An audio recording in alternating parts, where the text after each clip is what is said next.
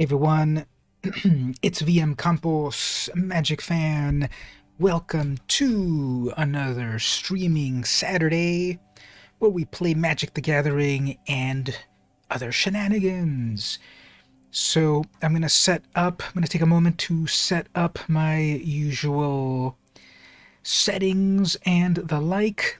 So starting off with our amazing cam doesn't look too amazing. It looks like molten lava was dropped on me or something, or I got a really bad sunburn, so let's fix that a little bit. Let's fix the white balance, something like that, and let's brighten it up. Something like that. Looks pretty good. So, that looks good. Then we'll jump over to full screen cam. Over here, that one also looks a little weird, as usual. There's my film photography blower thing. And let's fix that a little bit. Going over to the webcam. Looks okay, but what's going on with this one? Let's bring it up over here. Or over here. Okay. Yeah, we can work with that. Then we'll switch over to the card cam right over here. Got some boosties to open up later. I'll lock the exposure a little bit later on that. Looks pretty good. Then we'll go over to the web browser cam. Web browser cam is up. Very good. And lastly, of course, the game cam. There's the game cam, looks pretty good. Okay, last thing to do. Okay, two more things to do. One more thing to do is, let's do a little call to action. Let's invite everyone of the VMC crew to come and hang out. Let's remind everyone in the Discord, if you want to be part of the Discord, the description is over there. When I get back to the game, the Discord is at the very bottom there. So for the moment, we'll say, hey everyone, let's play Dominaria United on YouTube right now. Tell everyone that's here and put the link. Everyone already, I'm sure, has the link memorized. It's the same link everywhere. It's VM Campos all throughout the multiverse of the internet. So we'll just announce that to everyone. Just a quick message to everyone there. And we'll get back to the game. Because then what we can do is a couple of shout outs. These are the recent subscribers. I just got over to... We did crack the 1700 barrier. I've got 1,703 subscribers at the moment. I'll show that in a moment. But let's shout out some of the recent subscribers to the channel, starting off with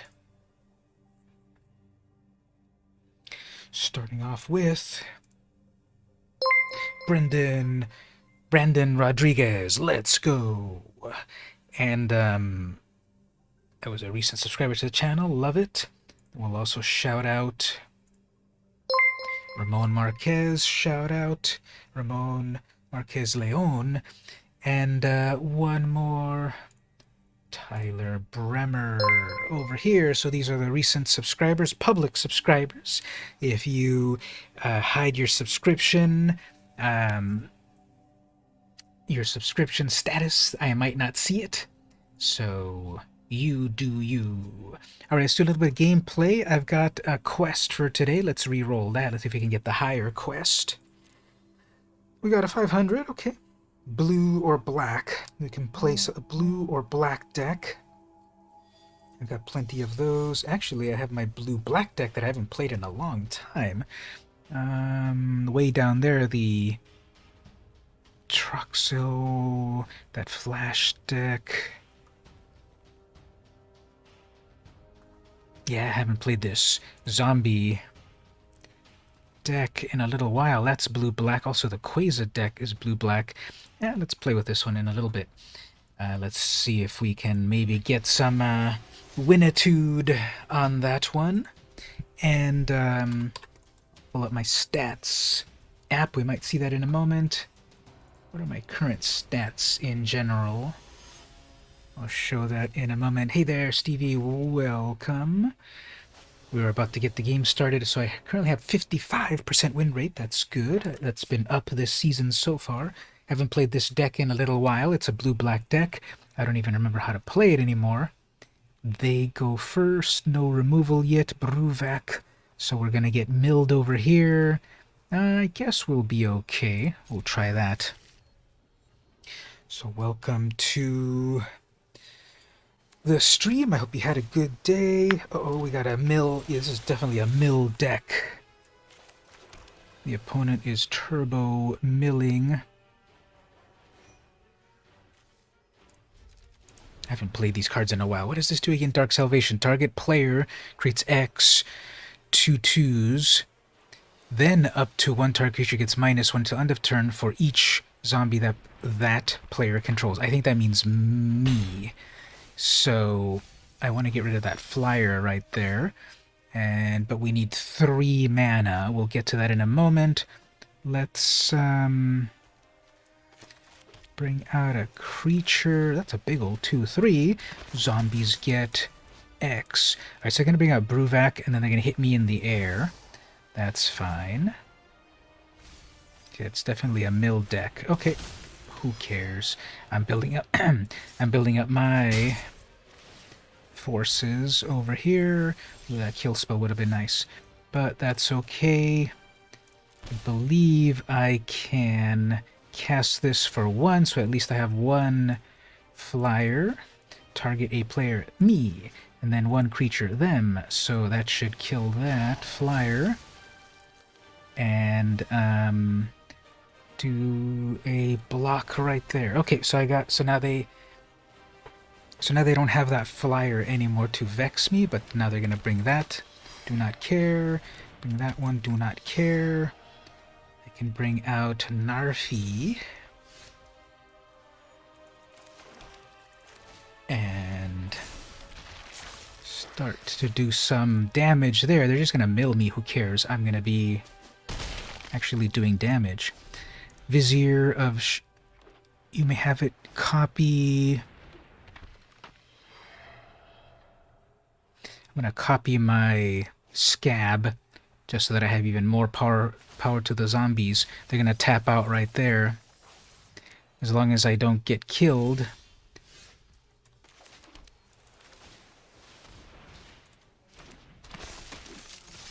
That's a lot of damage going at you right there.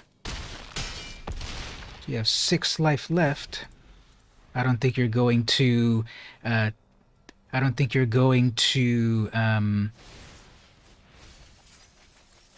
be able to do 50 mil.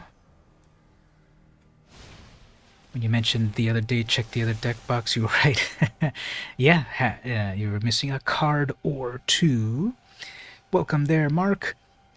We just started, no problem. The opponent is trying to mill me out, but I'm just playing zombies. So unless you mill me for 50, you're dead, opponent. So, yep. This is just a whole bunch of zombie damage. So while the opponent is trying to mill me, I'm actually winning. The game feels a little choppy for some reason. I wonder why. Hopefully it's not choppy for all of you, but yeah, so the opponent was trying to do just mill, turbo mill. Yeah, my game's a little choppy for some reason. I don't know if you all notice it. Okay, turn 1, Merfolk, Windrobber. Okay, they're gonna mill me every time they hit me in the air. Then they have the Diligent Excavator. Whenever you cast a Historic, I get milled. Then they did the good old Merfolk Secret Keeper, mill me for 4. And then Bruvac, which doubles your mills or triples or whatever, I don't care. And then they got their Persistent Petitioners, I don't care. They did. It was amazing that they dumped so many cards into my graveyard, but they were lowering their defenses. They were never attacking me and really hitting me, damage me. As for myself, I'm making zombies plus zombies plus zombies, and then we have here a zombie horde, and the opponent has -2 life. I got super milled, but I still have 25% of my deck, and the opponent's done. Sorry, Avarice Demon. Okay, I haven't played this zombie deck in a little while, so I'm just trying to get the win rate up on it. Let's switch over here for a moment. Currently, my win rate, let's see, is this 121 to 101. I have 55% win rate. Oh, this is not, this might, okay, why is that in the trash? I might have put it in the trash in a rage. But let's take it out of the trash. So check it out, I got 100% win rate. I just noticed it doesn't count your decks in the trash. So anyway, so I have 100% win rate on that zombie deck because I played it once. Yeah, let's play some more of those zombies.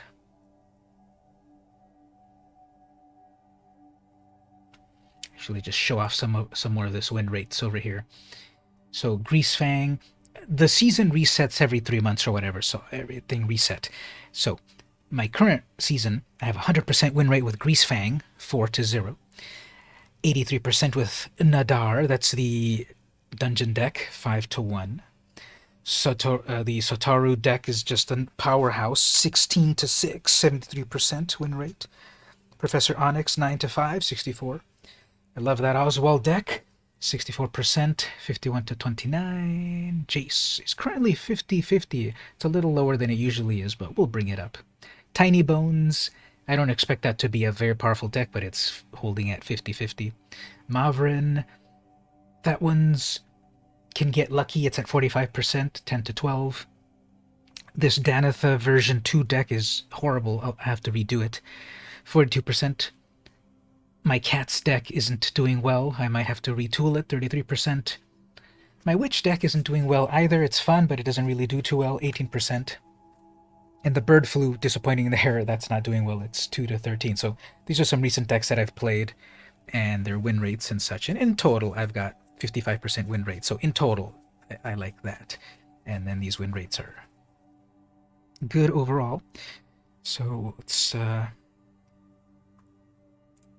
as you can see there, I play the Oswald deck a lot, then the Satoru deck and such. So those are some stats right there. Get back to some gameplay. So catching up on the chats here, yeah, your green cards and some of your other cards are lost in the other box. Make sure you put them all together for the next game we have. We want to make sure you play all your full deck. Maybe get a new deck box or put them together. Something to tell us. Last night you took Lisha out for dinner and proposed. She said yes. Wow, amazing. Congrats on that. Where was the meal done at? And how big was the diamond encrusted emerald that you gave her for the ring? Was it an onion ring? In any type of ring, that is definitely something to say yes about. And congrats on that. As I've known you in this amount of time, I think you're a catch. So congrats to you both on that. And yeah, so we definitely have to live stream the wedding and everything. And so thanks for sharing. Just play the next game here. Yeah, so thanks for sharing, and that's really cool. So yeah, congrats. Do I have a cool video to put up on that? All my little videos are... Oh, here we go. We got here. This will be an epic guitar riff for you both.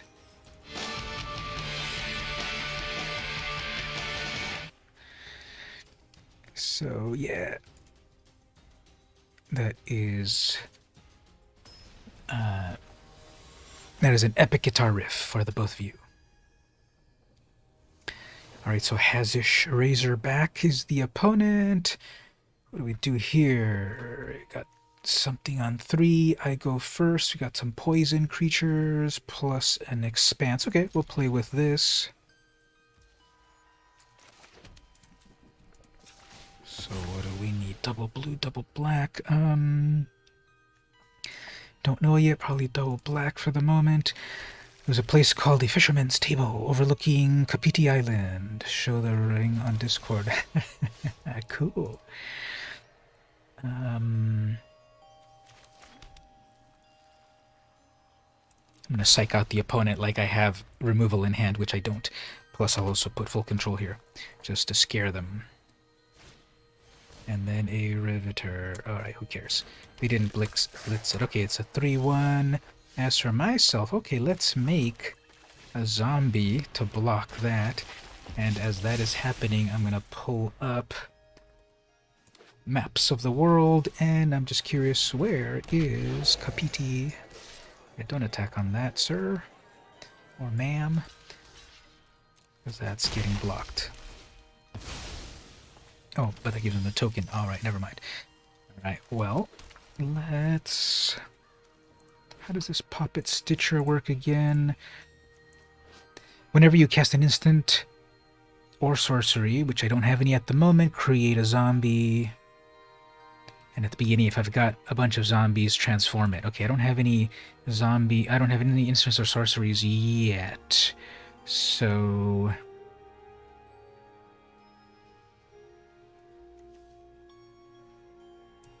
Okay, we'll bring this out. Then we got double poison.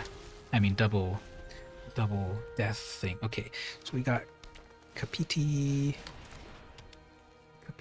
Coast District, Kapiti Island, Wellington, New Zealand.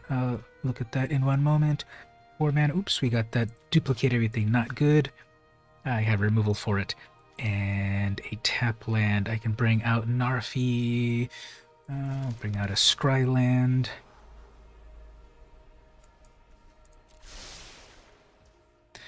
Three mana for that. Just make a big old zombie horde. +1 pluses. Witty Roast Master. Whenever another creature enters the battlefield under your control, this deals 1 damage to each opponent. Okay. Ooh, that's going to be a big, actually. That's a congratulations to the opponent, because that's going to do 6 damage to the opponent. Alright, well, congrats, opponent. You hit me for 6 damage with that. Now I could wipe the board, which is probably what I should do, because I don't have removal yet.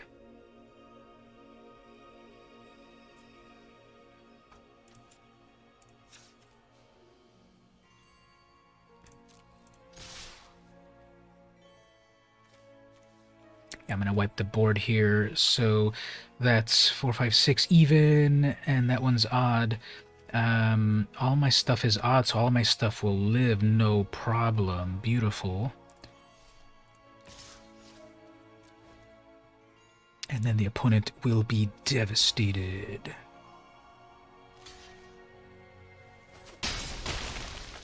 Oh, I should have wiped the board first. Now, can I play it all 3, 4, 5, 6, 7? Not yet. Okay.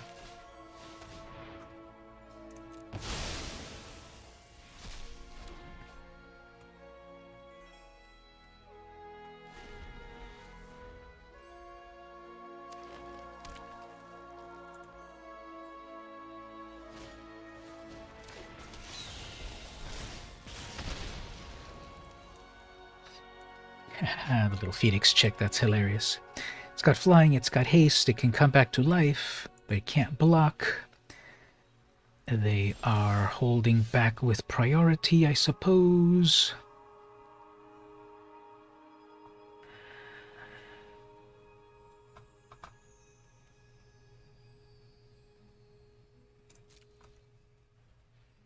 It's holding priority, so they probably have then some sort of instant. I'll send out 1 attacker. No blocks. Okay. I'll put a Liliana.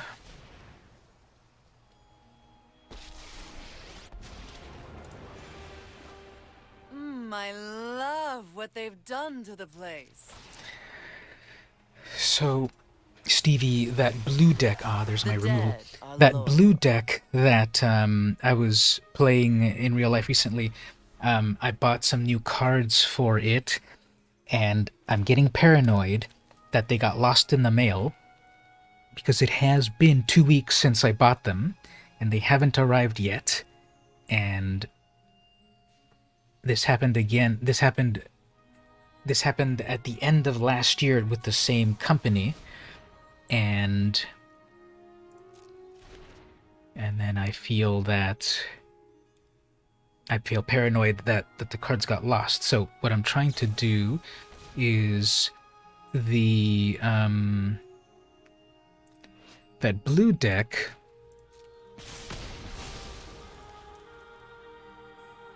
That blue deck is going to be...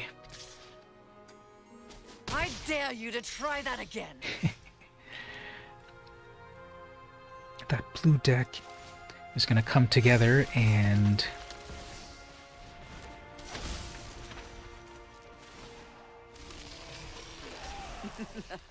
Another minion never hurts. And it'll be pretty fun. If I get those cards. If I don't, I have to then contact them, and then, as I recall at the end of last year, the same thing happened. I bought like 6 different cards, and then I waited 2 weeks, I didn't get it, and then they said, okay, well, just wait a little bit longer. So I waited a little bit longer, I didn't get it. Then I said, okay, can you like resend them or something? So then they said, yeah, we will resend them to you. And then well, I guess I lost this one. That's a good combo there. But the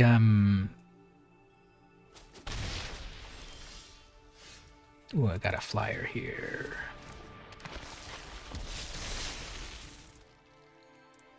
Well, as long as they don't summon any more creatures, I might be okay.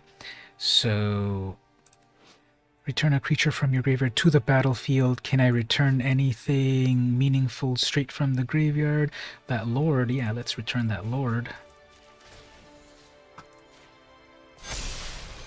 Up you get. And then send 10 damage in the air. They have no flyers. Alright, it's down to the last, unless they can somehow deal 3 damage. That chick can only be a 1/1. 3 damage is close. They're gonna lightning bolt me for the final 3 damage. Let's see. Phylath has trample, so I gotta triple block with that. Oh man, okay, they're gonna play that. Those are not gonna have trample, so who cares? Hey there, Gabe. How are you doing?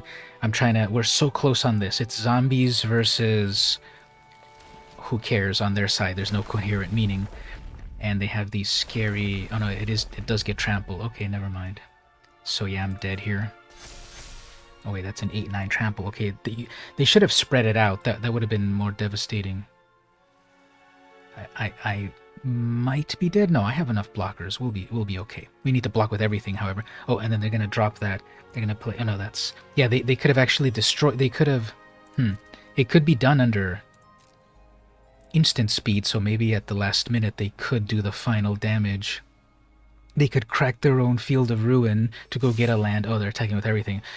Okay. Yep, I'm dead here because they're just going to crack their Field of Ruin, and then they're going to pick the... See, right there. They already knew what they were going to do there. So even if I'm like, oh, I'm not going to block those 0/1s, they had that Field of Ruin, which never does anything except this time, because they would have cracked their Field of Ruin, they went to go get a land, and then they would have, after all the blockers have been assigned, they would have just then pumped up the plant that wasn't blocked. And I had 9 of them, so I couldn't block them all. So that was so close. But Field of Ruin ruined my match over here.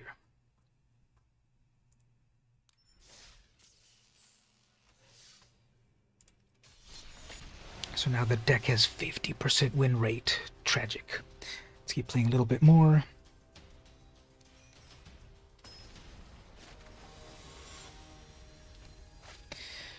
The Grella, the Magpie. Got some removal, which doesn't work on the legendary. And we got that one. What is the point of this one? When this enters, exile any number of other creatures controlled by different players until this leaves. When an exile card enters the battlefield under your control, this way put 2 pluses on it. Something about exiling your... something about exiling your own creatures. I guess. We'll see what they can do.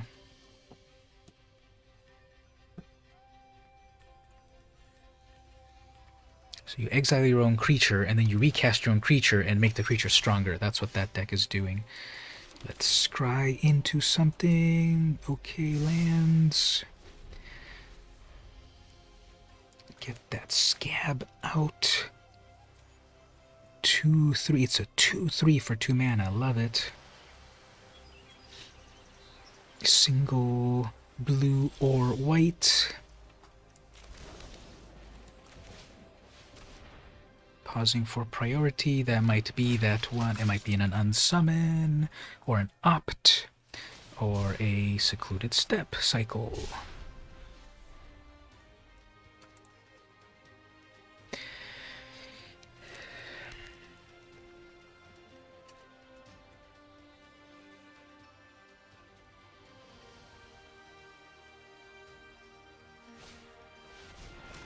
Jewel Thief is a 3/3 vigilance and trample and makes a token. Pretty good. Sad to see it go. Not really. Actually, that was a slight misplay. I should have played the Mind Stone, and then I still would have had enough mana to do the cast down. Over here, I played my mana not quite right. Doing okay. You're waiting to download your PS4 to download everything. Then you're gonna play later, hopefully get another victory. Very nice. So, isn't that the thing? Isn't that the meme? That modern games, that with modern games, you don't really play them until they finish downloading.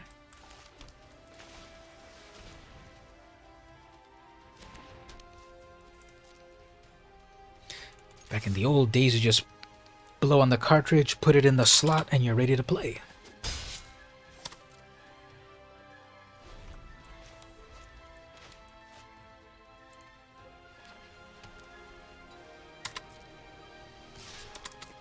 Alright, so right here they'll attack, they'll play La Grilla, they'll exile their Visionary. Do they exile both?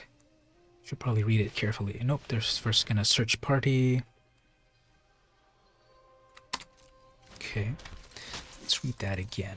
When this enters, exile any number of other target creatures held by different players. Okay, so actually that will exile my creature and their creature, I guess? Or is this one of the cards that was so confusing to understand? Yeah, I guess they will. We'll see it working in action right now. So they'll probably exile their own 2 creatures. No, they're going to exile mine as well. Yeah, they're going to exile everything. And then when they recast those creatures, they will come in stronger. Exile any number of other creatures controlled by different players until this leaves. Okay, that's not so bad, because then I'll just Extinction Event, and then she keeps them there. Okay.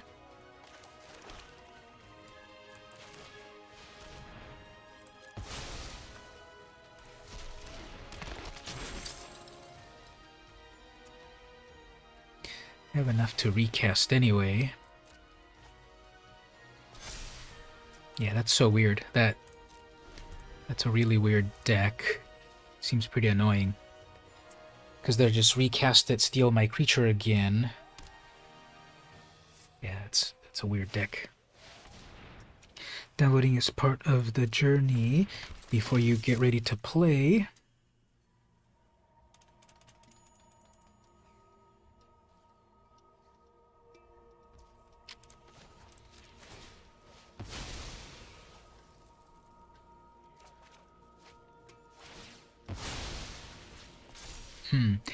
And then with the Ozolith, yeah, I think they're going to do some interesting shenanigans with that creature. So I'm going to need removal.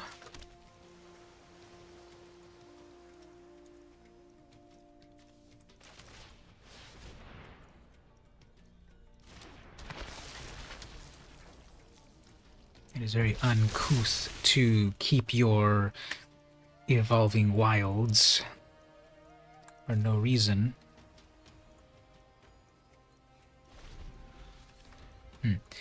I guess they're doing the big brain tech of putting that keeping that evolving wilds so that it keeps priority.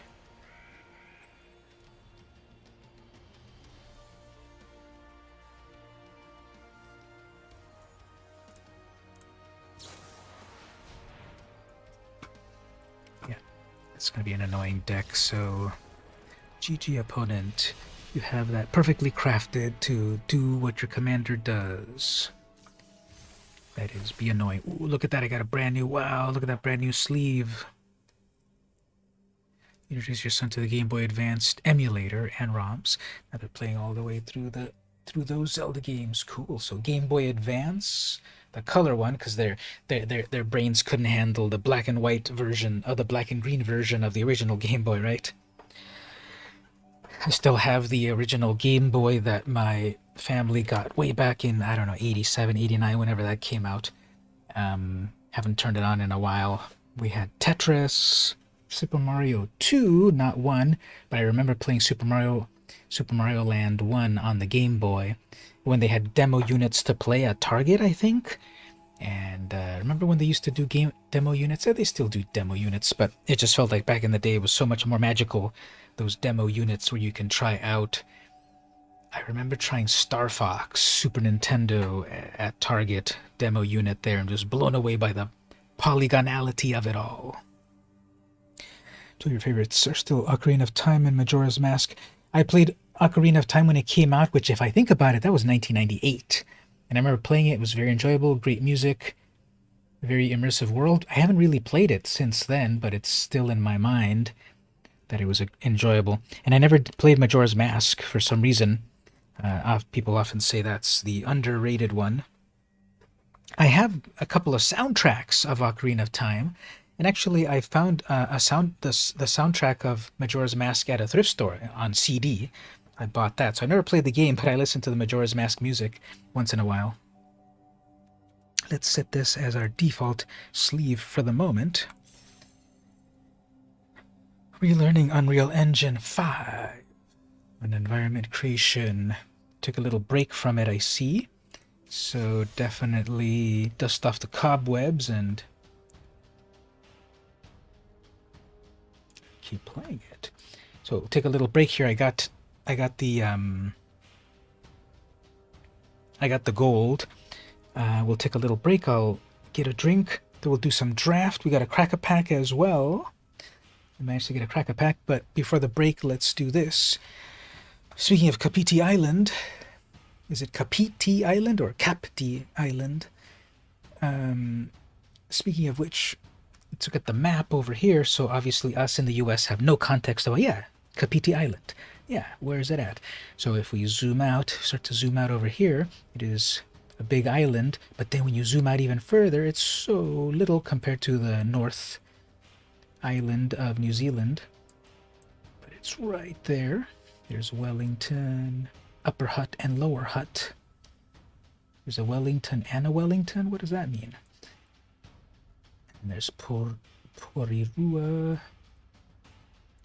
What other cool places? There's Mana Island. Does that mean that you go there and then when you tap your magic cards, they give you double mana because you're on Mana Island? Colonial Knob. Boomrock. Ohariu, Churton, Woodridge. Cash Converters is so famous that it says it's a shopping center or in the shopping center. Korokoro Waterfall. Can we get some cool photos of Korokoro Waterfall? Actually, let's look at some cool photos of Kapiti Island. Nice and green. Look at that blue. Pacific waters. Nice sunset. So it's nice there. All right, so that was our little field trip right there, virtually visiting Kapiti Island, where the grand proposal happened. So Now we know where it's at. Scroll across from the island. On the main island is where you live. Para Umu. Yes, it's you take like a ferry over, I'm sure. So let's go back over here. Where was it at again? Okay, so over here. There we go. Oh, there's the ferry lines right there. The Kapiti Marine Reserve goes over there. And right across is right there. Manly Street. You got a Pronto Pizza and Pasta there, a Jolly Pub and Kitchen, Our Lady of Kapiti Parish. Can a School, Tom Thumb Cafe. Which is your favorite? The Salt and Pepper, the Tom Thumb Cafe, the Jolly Pub and Kitchen, the Pronto Pizza, or the Tongdang Limited?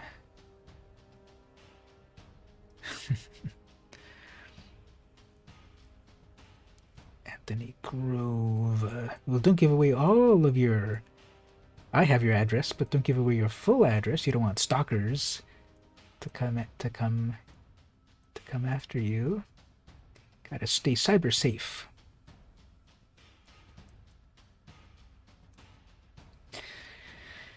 So you see the island every day. Oh, okay, yeah, just right across the water. Zoom in over here. Seems a lot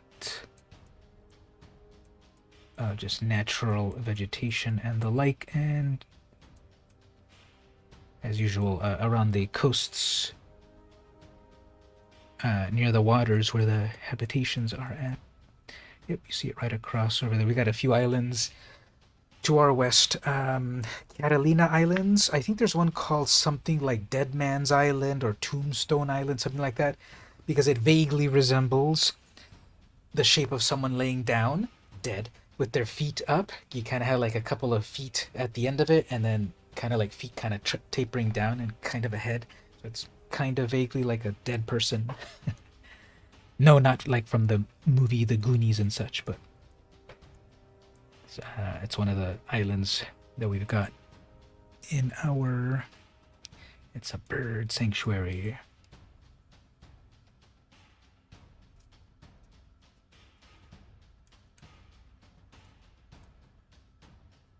And then there's the airport.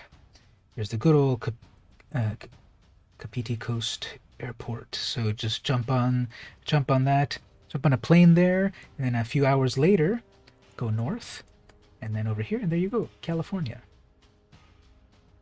Easy, right? All right, let's take a little break. BRB. I'm gonna fix up a drink. When we come back, I'm gonna do either the Crack-a-Pack or the draft first. We're gonna do both, of course. The draft. See, oh, there we go. See, if we look from San Diego to out over here, you can see that's the big one over there. But then there's the smaller ones right over here. See that? Looks like a corpse right there.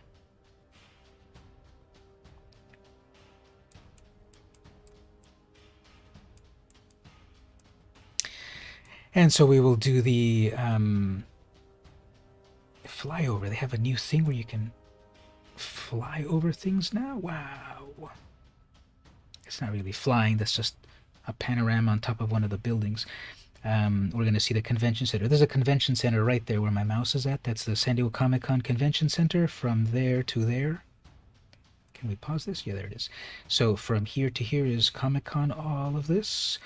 And there's our various hotels. The Hilton, the Omni. Oh, the Omni is over there.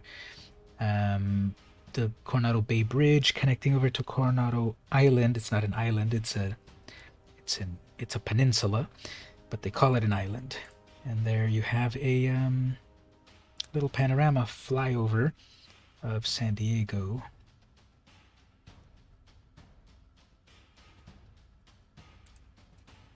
All right, let's take a break. We'll be right back.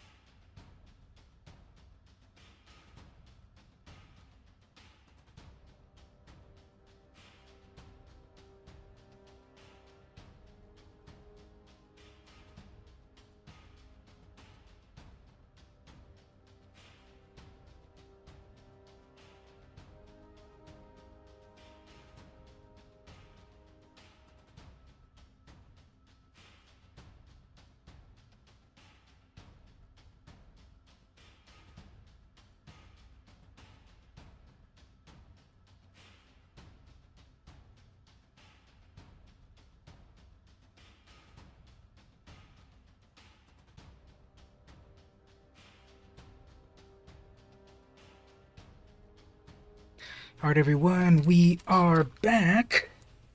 Couldn't live there, too much concrete. Yeah, well, that's downtown San Diego, which is, a big metropolis. It's like the seventh. San Diego is like, well, San Diego's the biggest city in California. California is the biggest state in the Union. Los Angeles is the second biggest city in the U.S. New York is number one. San Diego is usually seventh or eighth with a few million people. So yeah, downtown San Diego is all a big old concrete jungle. In my area, looking out the window, I got mountains and trails and greenery and the like, and there's a little bit of everything for everyone.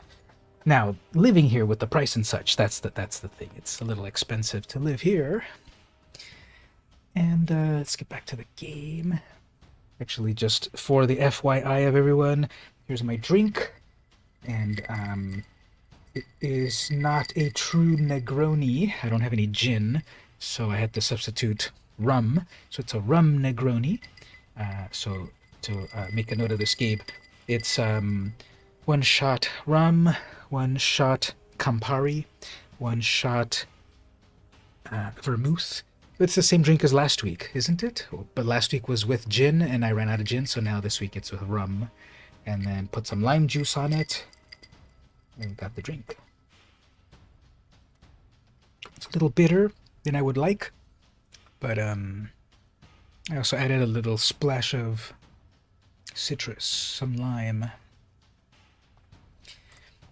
So over here on the card cam, also got a comic book we can look at later on. Anyone remember Bucky O'Hare? So we could maybe look at that a little bit later. But the booster packs, we tweeted this out earlier. If you are not on Twitter, you missed it. But all I said was I'm going to open up one of these boosters. Let me just fix my camera here. So Dominaria United is the newest set. And they have three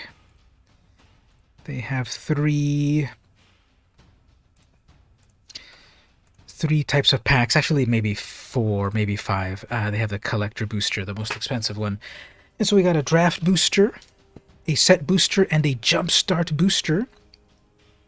Thank you. Haven't seen Bucky O'Hare in years. It was a comic book first, and then a TV show, and then video games and action figures and such.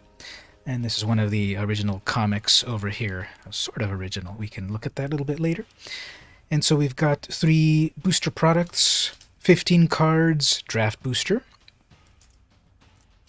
15 card set booster. So this one you're supposed to open up, make a deck out of, draft. This one you open it up and look at all of the amazing foils and rares and special treatments. This is like the fun pack. And then they don't do these ones too often. This might be the second one ever. They previously had Jumpstart, which was called Jumpstart, but now they have Dominaria United Jumpstart. And $4.95, $5.99, $6.99. This one has more. This one might have 20 cards. How many cards does the Jumpstart have?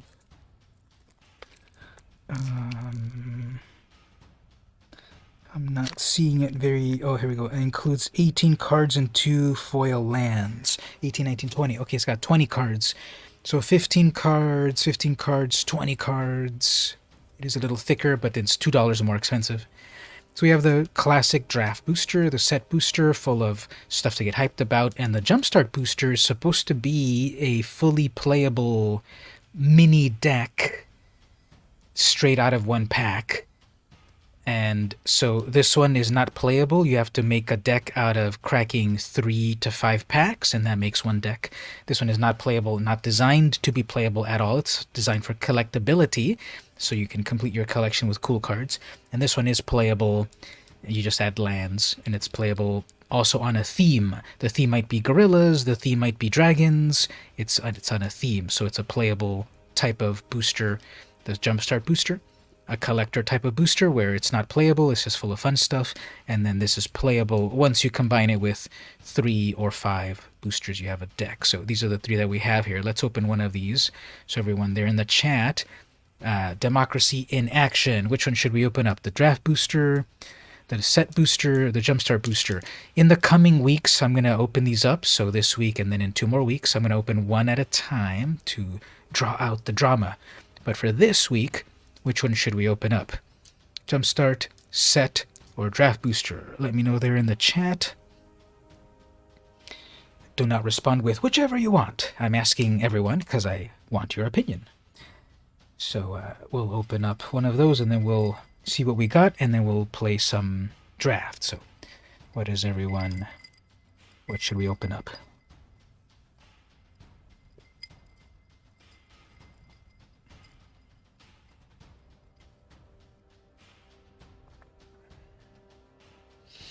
We have a vote for the jump start.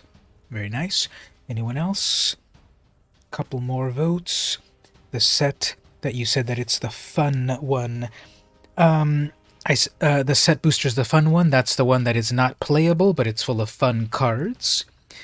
So we got 1 vote for set booster, 1 vote for jumpstart. Okay, Gabe, you got to be the tiebreaker, hopefully. Which of them should we go for? The set booster, and also have Karen vote if she's around as well. Set booster, jumpstart booster. We got 1 vote of each of these. So, what's the final vote? If I have to be a tiebreaker, I'll break the tie. But we have 1 vote for set, 1 vote for jump.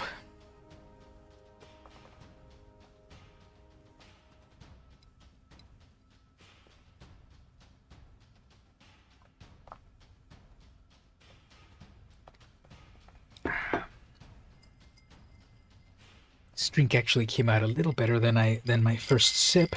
I guess after it incorporates the flavors, after the flavors meld together with a little bit of the ice.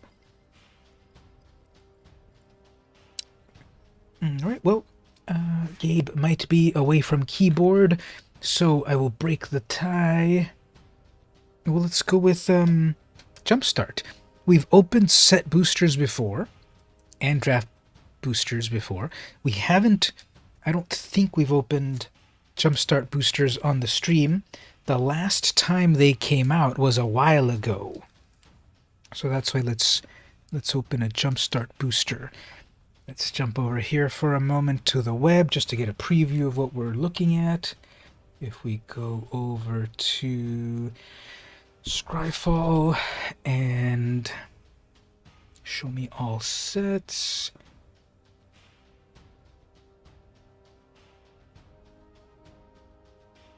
Where do we see the jump starts? The last jump start was in 2020. It had some cool reprints, and it had just basically you mash up a pack and then you're ready to play. But oh, that's weird. It doesn't list it here on the database. It doesn't list it. It doesn't list it as a separate product. They're going to reprint Force of Will soon with Richard Kane Ferguson art. So obviously us old timers remember Richard Kane Ferguson's art.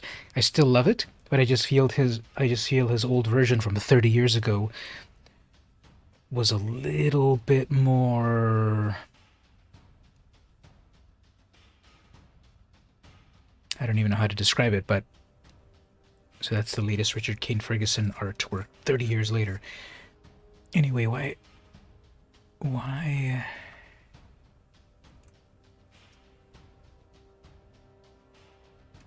where can we see in boosters in jumpstart cards? There are 5 cards in the jumpstart boosters that are not found anywhere else, I guess randomly. Sarah Redeemer, Cosmic Epiphany, Tyrannical, Pitlord, Rage, Fire, Hellkite, Barrier, Hydra, monocolors. So that's the big rare of that randomly, I suppose, but that'll be in the jumpstart booster. Anyway, let's open it up and let's see what we get. They are 20 cards per pack. Definitely feels thicker because it's more cards. It's also more money.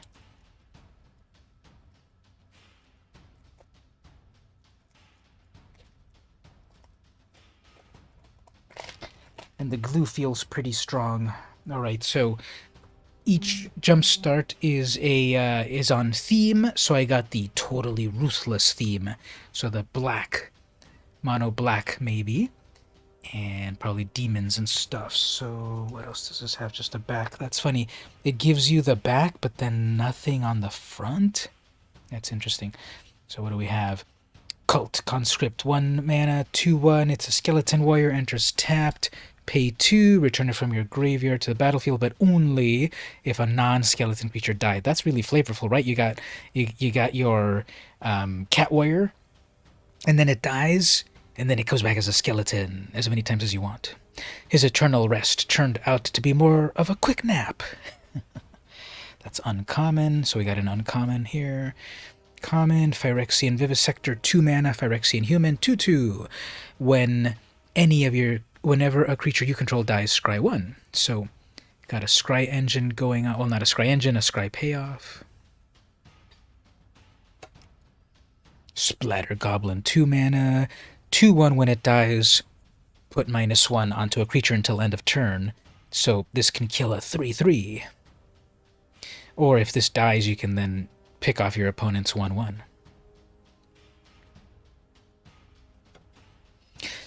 New Phyrexian Rager, so 3 mana, 2/2. When it enters, you draw a card, you lose 1 life.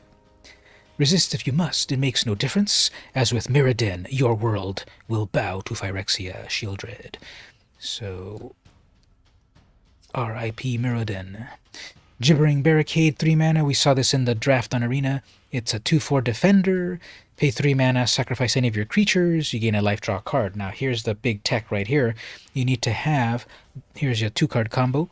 You need to have Phyrexian Vivisector and Gibbering Barricade out, because whenever you sacrifice a creature, you draw a card. But wait a minute, if you've got the Vivisector out, you get to scry first. So order your triggers, because they happen at the same time. And then you say, okay, I'm going to scry to check if it's a good card. And then you draw it. I'm going to put that to the side, actually. I need to do a Magic video soon. So we'll do that as the 2-card combo. You heard it here first. So 2-card combo there. Sengir Connoisseur. That'll be fun to look up in a moment how many Sengir cards are out there, like Sengir Autocrat, Grandmother Sengir, etc. We'll look at those in a little while. Sengir Nosferatu, for example. There's a whole world of Sengirs out there. That's a good combo, isn't it? You can draw cards and look at exactly what you're getting. So we got a 5 mana vampire, just a vampire, no job at all, just a layabout. A 3/3 flyer. Whenever 1 or more other creatures die, put a +1 counter on this. Okay, so now I'm remembering.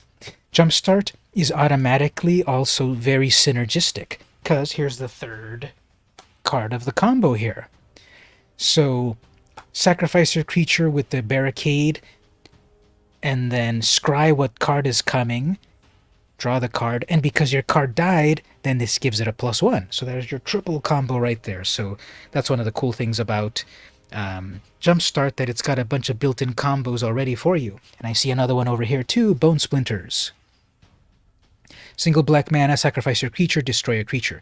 So you have to sacrifice one of your peons to destroy their creature. Well, a creature died. All right, then that means that the Vivisector triggers, and then that means that the Connoisseur triggers. So see, it's all Baron Sengir, of course. He's always in my heart. I didn't forget him. But we're going to look up the other Sengirs that are out there in a moment. So right here we got 4 cards that synergize with each other. Well, actually these synergize perfectly, and then these synergize perfectly here. So this is what a jumpstart is all about. Was there a vote going on? You were on a phone call. Yes, there was a little vote about which pack should we open, because we had 3 packs to choose from, but I was the tiebreaker, no problem. I voted for you. And so we're opening up this jumpstart booster. And a jumpstart booster is full of cards that are synergistic. It's basically a pre-made mini deck. You just put in lands, as we're seeing here. So next up, we have the Cut Down. Single black mana, destroy target creature with total power and toughness 5 or less, with total power. So if you've got a 2/2, you can kill it for 1 mana. If you got a 1/1, you can kill it. If you have a 3/2, you can kill it. If you've got a 3/3, you cannot kill it. If you've got a 4/4, you cannot kill it. So careful here. People sometimes think that it's power or toughness less than 5. Nope, it is total power of toughness of 5 or less. So if it's a 4-1, you got it. Battle Rage Blessing, 2 mana. Target creature gains Death Touch and Indestructible until end of turn. So your lowly 1-1 will block their 8-8 and survive. We got a Saga. Braid's Frightful Return. 3 mana, Chapter 1. So a set booster is a theme booster. No. I didn't open the set booster. That'll be next time. A set booster is... You mean Jumpstart is a theme booster. That's the one I opened, the Jumpstart. The set booster is just full of foils and rares and all of that fun stuff. The one that I did open was the one you voted for, which was Jumpstart. So yes, a Jumpstart is like a theme booster. A Jumpstart is full of a theme, yes. And so our theme was Totally Ruthless, mono black. All right, so we got the Saga over here, Chapter 1. You may sacrifice a creature. If you do, each opponent discards a card. 2. Return target creature card from your graveyard to your hand. Chapter 3. Target opponent may sacrifice a non-land, non-token permanent. If they don't, they lose 2, and you draw 1 card. Now it's got read ahead, so you can jump to any of these chapters. You can start with 1, go to 3, or jump into any one of these as you want. So again, it's all synergizing. You have one of your creatures here, you sacrifice, it triggers this, it triggers that. It's all on theme. Here's the rare, Tyrannical Pitlord. So here's one of these that is only found. Jumpstart has 1 card of each color that can only be found in the Jumpstart boosters.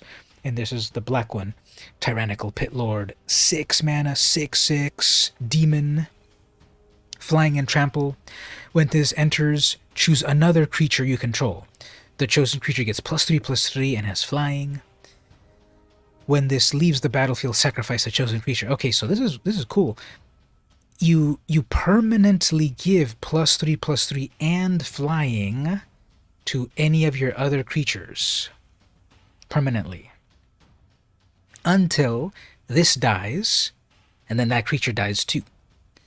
So you have a little 1/1, Elves of Deep Shadow, for example. It's a little 1/1, but then the Tyrannical Pitlord appears, and it gives it +3/+3. It's a 4/4 with flying. Your elf is a 4/4 flyer. But then if the Pitlord dies, then that creature also dies. The evil blessing that it got was a price too high. So that's pretty fun. Make your little creature bigger, but then it's tied to the demon. And then it's 6 mana for 6/6. Ooh, too many 6s. We got another rare card over here, Defiler of Flesh. 4 mana, 4/4, Phyrexian Horror, Menace. As an additional cost to... okay, this is the one that lets you use Phyrexian mana. This is the one that vaguely applies Phyrexian mana to your permanents. You can only do it once per card, however. So all your cards, all your black permanents have Phyrexian mana, basically is what this novel says here. But it only counts once, and also then the creature gets a +1. Plus Menace. Cool. So then we have Swamp. Ooh, stained glass style Swamp. Look at that. That looks like a really cool skull right there. I love how it's got the stained glass in the eyes and the background. Nice style.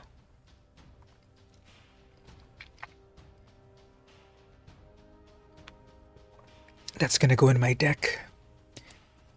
And then another nice Swamp. All right, so you have some cards on theme, and then you have lands. So I remember now. You get 2 Jumpstart boosters, and then you have a you get 2 Jumpstart boosters together, and you have a playable deck, basically. That's a pretty art, definitely. I really like that style there. Some more cool swamps. Cool swamps. Oh yeah, what about a foil swamp? And another foil. All right. 2 foil swamps, regular swamps, plus a full art swamp, plus a bunch of cool black cards, the best color of Magic, and a lot of cool synergistic cards. So it's half a deck. Put it all together. It's 20 cards in one. Put 2 together, you got a 40 card limited deck ready to play. So buying these Jumpstart boosters, it would be cool if we were doing the official club. So Stevie and Gabe, if we were doing the official club, I'm sure we could muster enough people. We're not really doing an official club, so everyone's kind of spread out. But if we were doing the club, we could probably convince everyone to chip in a little bit and then buy 1 box of Jumpstart boosters and then have some packs to play with. Not enough people are really paying attention, unfortunately. We can't quite do that. We can definitely see that if people were really on campus as much, we would have the club, but people are kind of scattered to the winds. And still getting used to being back on campus, I guess. But anyway, that was the booster pack over here. 2 foil swamps. Very nice, right? They are nice and foily, plus the full art, plus the synergistic black cards. And I got the big old scary demon over here. Gotta put together a new demon deck soon. In your commander deck, well, does your deck have a demon style? All right, so that was the booster there. On the next couple of weeks, then we'll open the next booster, so stay tuned for that. We'll do 1 crack-a-pack per week, I guess. And that was this week crack-a-pack. We're going to do the draft on Arena. I'll come back to that. Then on the next interlude, we'll browse this Bucky O'Hare comic. So if you never saw Bucky O'Hare back in the day, we're going to see some Bucky O'Hare. If you do remember Bucky O'Hare, he's back in comic format. Yeah, I don't have that demon deck anymore. I have to recraft it or something, and so maybe we'll craft a scary demon deck at one point. All right, let's do the draft. I'm going to jump over to actually anything good in the store.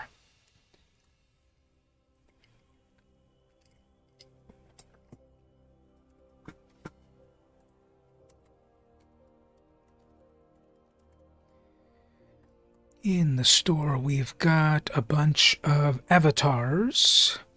Astarion, Gale, Shadowheart, Will, Lae'zel, plus their styles. Well, I always use basically the Vivian avatar since I started on Arena in 2018, so I'm keeping that one. You can buy these jump starts. Well, I'm 99% sure, yes, that you can at Fanboy. I bought these at comics and stuff in the Chula Vista Mall. I was at the Chula Vista Mall earlier today, and I bought them there. But I'm 99% sure Fanboy will have them because it focuses on cards, whereas comics and stuff is a little bit of everything. But you should be able to get them there at Fanboy. One more thing. We were going to look at the Sengir cards. There are 13 cards named Sengir.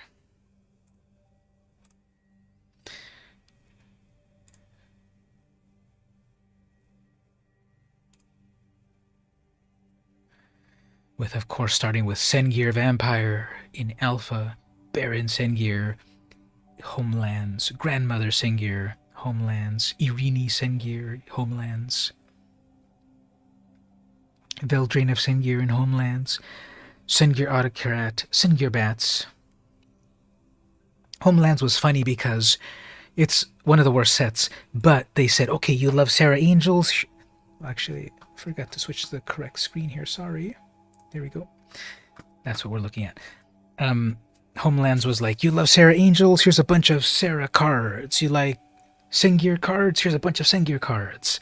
They're all pretty bad, but Sengir, Baron Sengir, of course, is the big famous one. We also got Castle Sengir, so the Sengir land. And then later we got Sengir Nosferatu, which turns into a bat. Were we talking about this one, Gabe, or who was I talking to this at some point? That it's a bat and then it turns into a human and it comes back to a bat and it transforms and all that fun stuff. Kazarov, Sengir Pureblood. Then we got a new Sengir card in, what was this set here? Commander Legends. Sengir the Dark Baron. We got Verak Warped Sengir in Dominaria Commander set. And Sengir Connoisseur in this new Dominaria United. So what is this one? Legendary Creature Vampire, 3 mana, 2/2, Flying, Death Touch, Lifelink. Whenever you activate an ability that isn't a mana ability, if life was paid to activate it, you may pay that much life again. If you do, copy that ability. Okay. Whenever you activate an ability that isn't a mana, if life was paid. I guess that's working with Phyrexian mana. No, wait, that when you activate an ability, not when you cast. Yeah, I'm sure it synergizes with something. I can't really think of it at the moment. But when you pay an activated ability with life, you can double the ability. So that's the Warped Sengir, Verak, Warped Sengir. And that is the family of Sengir creatures throughout the history of Magic. Let's see how much the original Sengir Vampire in Alpha is worth. $1,200. And then you have the beta version. That trash is $139. But if you have an alpha version in high quality, that's worth $1,000. With such evocative and horrific and cinematics art. With that bald-headed, snaggle-toothed Max Shrek style of Nosferatu vampire. And back in the day when the wording was so generic, vampire gets +1 counter each time a creature dies during a turn in which the vampire damaged it, unless the dead creature is regenerated. Such old wording for all of this. None of this makes sense anymore nowadays. Because back in the day, they would just shorthand it to, instead of saying, send your vampire gets blah blah blah, they just say vampire, because there was only one vampire in the whole set. So obviously it meant itself. But nowadays, whenever a creature dealt damage by Sengir Vampire dies this turn, put a +1 counter on this. And now it doesn't take advantage, and now it doesn't care about regeneration. Because regeneration doesn't let it die.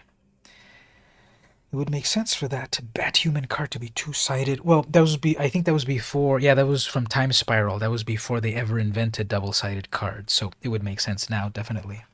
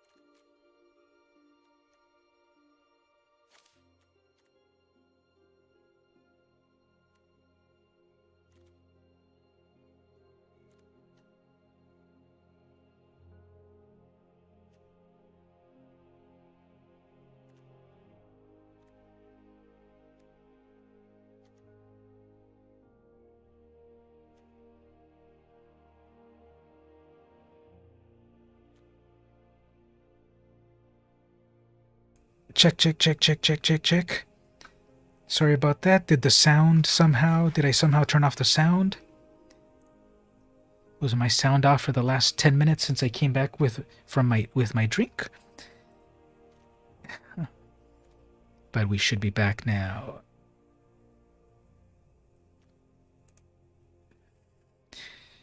Alright, so yeah, don't tell me that the sound was off the whole time. That doesn't make sense, because I was just doing the crack-a-pack. So somehow the sound suddenly disappeared for a moment? Yeah, how long has the sound been off? Because I was just doing the crack-a-pack, right? So then you all heard me for the crack-a-pack, I'm sure. Yeah, it must have been.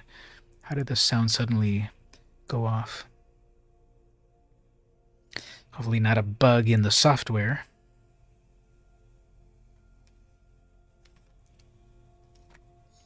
Yeah, you all heard me when I was talking about the Sendgear cards, right? Knight of Dawn's Light, it's a 2/2 first strike, Pumper Knight. Tune up order Root Weaver in green, give it a plus. We got a flyer over there, common, grab that. Another of these Gaiasmites. Yeah, so we're as soon as the draft started. Okay, it wasn't too much what I had been saying. I got King Darien, which is a token lover. I got Queen which is a token lover, and then a little bit of removal there, and then we got a 2/2 first strike knight. So we're gonna see about doing green-white plus flyers.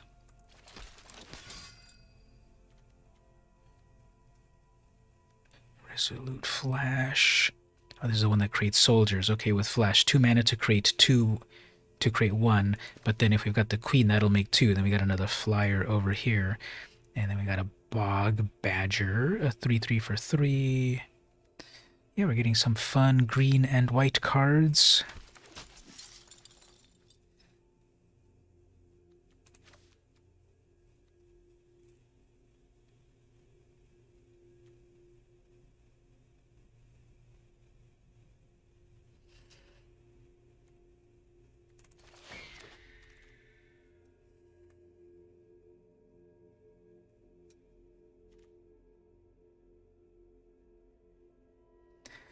One mana to destroy a tapped creature sorcery.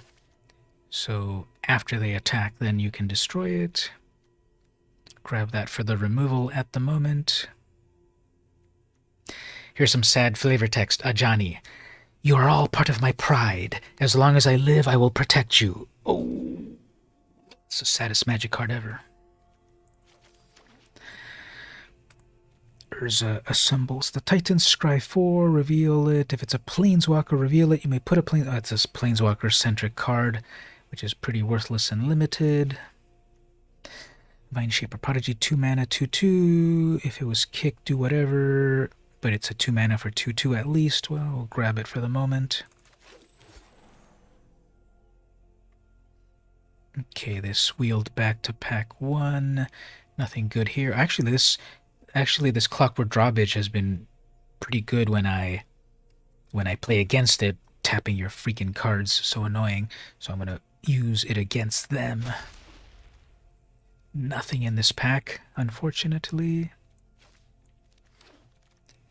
Nothing in this pack. Oops, I think people are pivoting to green and white, so that'll be annoying. I guess we'll get some black cards too, just in case. I think people are seeing some good green and white cards, so we gotta be careful. If we don't get any green or white cards in the next pack, then that might tell us that the opponents are seeing some good green and white cards.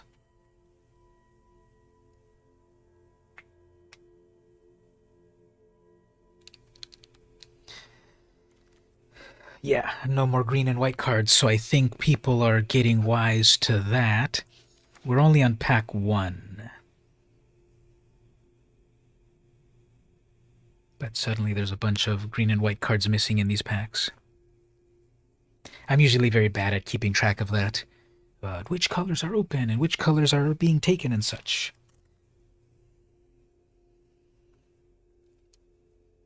Draft is still pretty high level for me, but sometimes you get a win or two. Just need to read the signals and pay more attention. There's too much stuff in my brain already. So we'll grab some black cards. We might pivot to white and black or something and then toss the green card. Yeah, people are getting wise to the green and white card, so we got to be aggressive here. We need that citizen's arrest. That's some removal there. Anointed Peacekeeper, 3/3 for 3 vigilance. When it enters, look at an opponent's hand, then choose any card and cost 2. Well, that's good, actually, but I need that removal. Yeah. People took those white flyers, so that's bad. And now here's some removal, which is necessary. There's still pack 3. Now that's a common. A 3-mana tax effect. It's a rare. Your improv theater is going to be celebrating 10-year anniversary. I'm trying to get the show slots. Does your team have a name? I hear that oftentimes improv troupes have a fun name.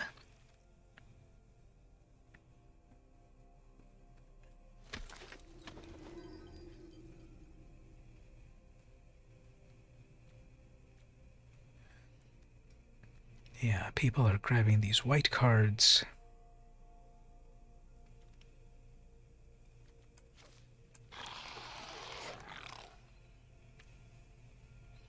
Destroy evil.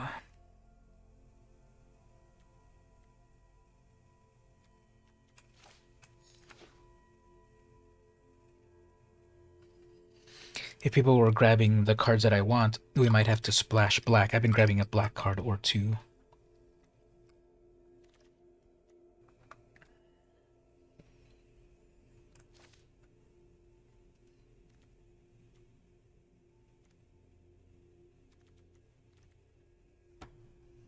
You're called the Breaking News. An improv news team. That's cool.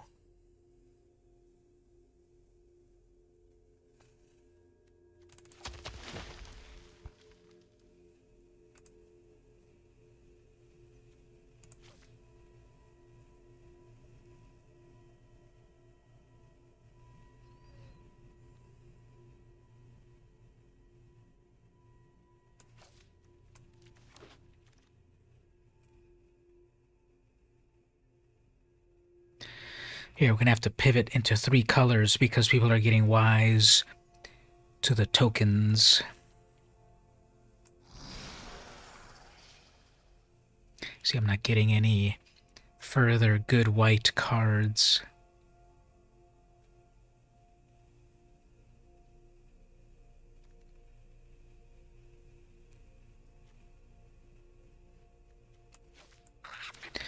That's okay, we'll go for a 3 color.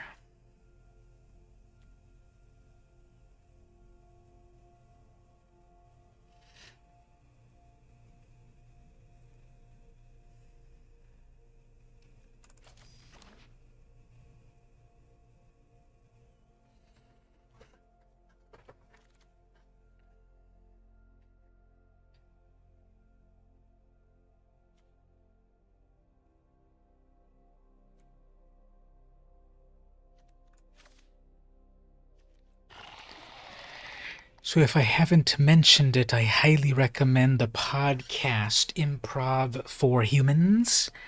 You can get some good improv ideas there. We got Matt Besser as the host.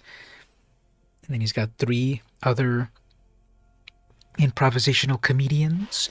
And they do a whole podcast, improvised, on various topics. It's really fun. I highly recommend that. Improv for Humans. If you're looking for a funny podcast.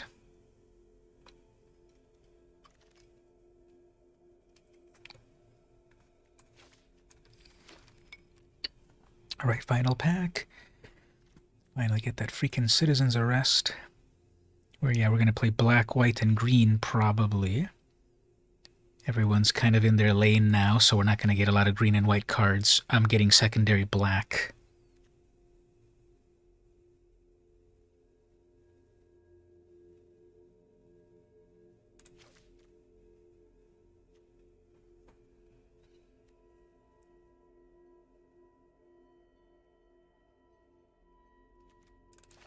Green, white, and black.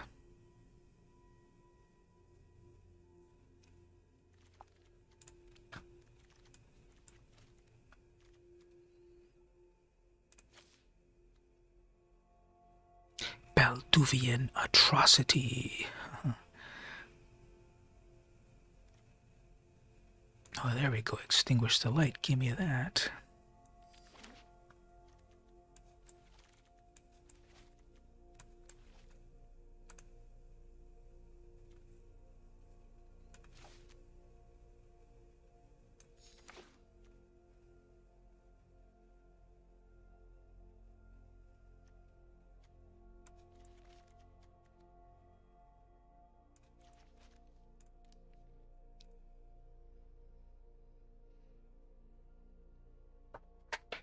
I listened to a few podcasts. Definitely, they add up.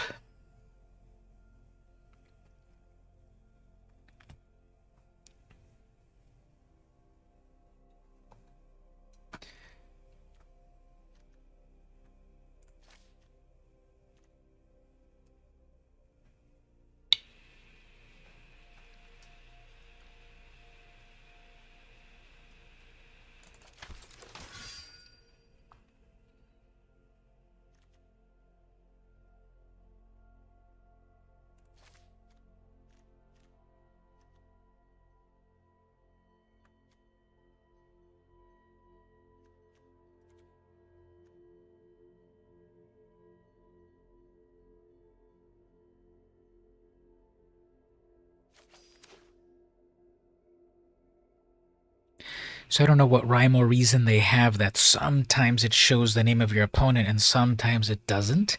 I have no idea when they choose to do that and when they don't.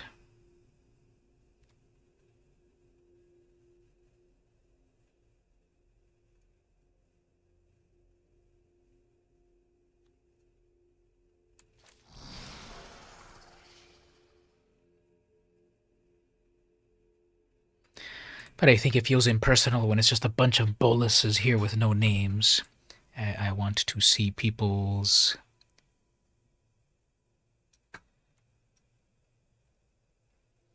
I want to see people's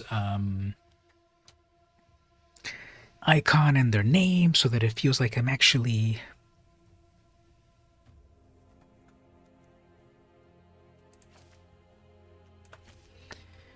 so that I'm actually playing against people.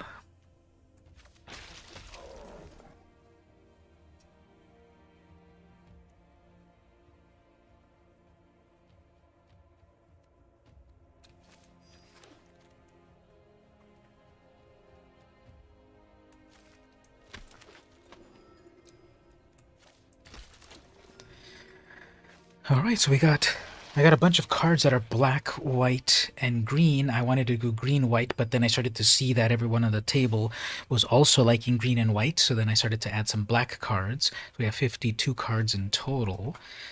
Might do black, white, and green, or try to pare it down. We got 9 non-creatures, so if I bring that down to the approximate number of non-creatures and then figure out creatures, then we can figure out what if I want to stay with more than one color. So just check my notes here. It is recommended in a 40 card deck to have 7 spells. Okay, if I remove 2 non-creatures, I'm down to 7, and then we can figure out creatures. So let's see.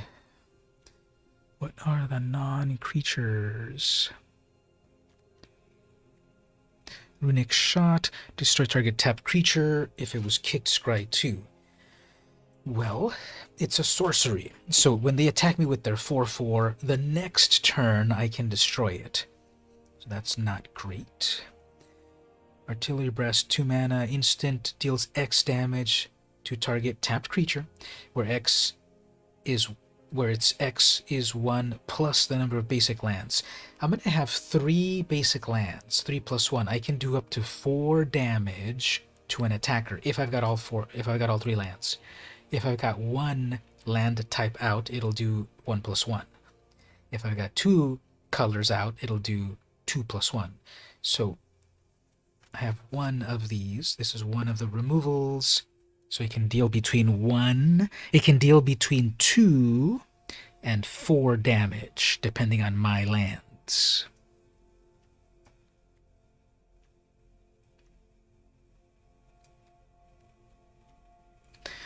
Pilfer's the 2 mana, reveal their hand, choose any card, and discard it. I like these effects, but often in the commentary that I read on how to draft, they often say that that's not a great card because if you play this card too late, then you don't have much to, they might not have much to discard. At least it's any non-land card, so there's many possibilities for it to work, but that might be one to remove, possibly. I'm looking to see if I can remove 2 non-creature cards. This is the 2 mana -2/-2. That's removal. Keep it.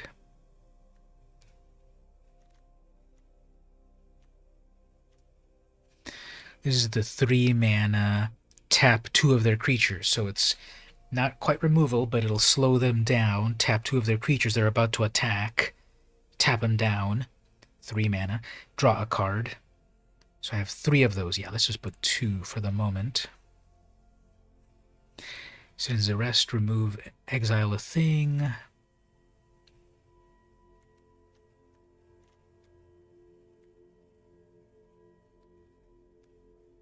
And then just a good old 4 mana, instantly destroy a creature.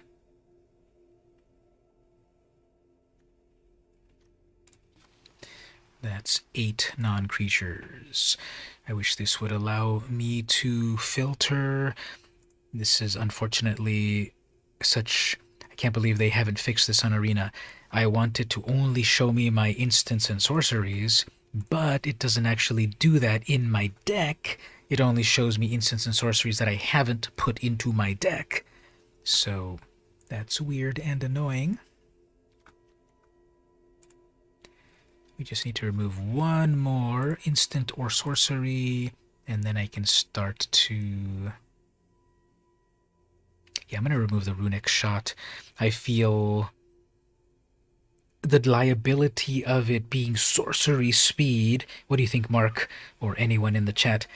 What do you think about this? It destroys a creature, but it must be tapped, but it's a sorcery, so that means I cannot instantly do it as soon as they attack me. I have to do it after either I blocked it or I got hit by it, and then back on my turn, then I can destroy it. So it's a destroy, but unless I... And I can't kick it because I'm not playing blue mana. But I can't destroy it until it attacks. And I either blocked it or took the damage. So I'm kind of leaning to remove that. Because this one, Artillery Blast, it's going to do 2 damage as soon as it attacks. So it'll weaken it or kill it. And it can do 4 damage in total if I've got my 3 lands. So keeping that instant. And then the other, Stall for Time, this one is the tap their creature. I can use it when I tap it with the... Well, it's so much mana. It's 3 mana to tap him, and then the 1 mana to kill it, but it's not instant.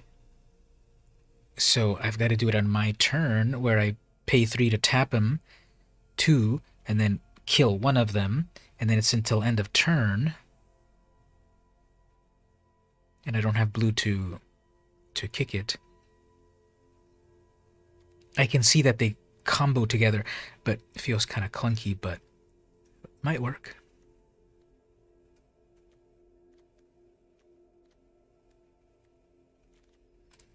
That's saying 8 non-creatures, right? 1, 2,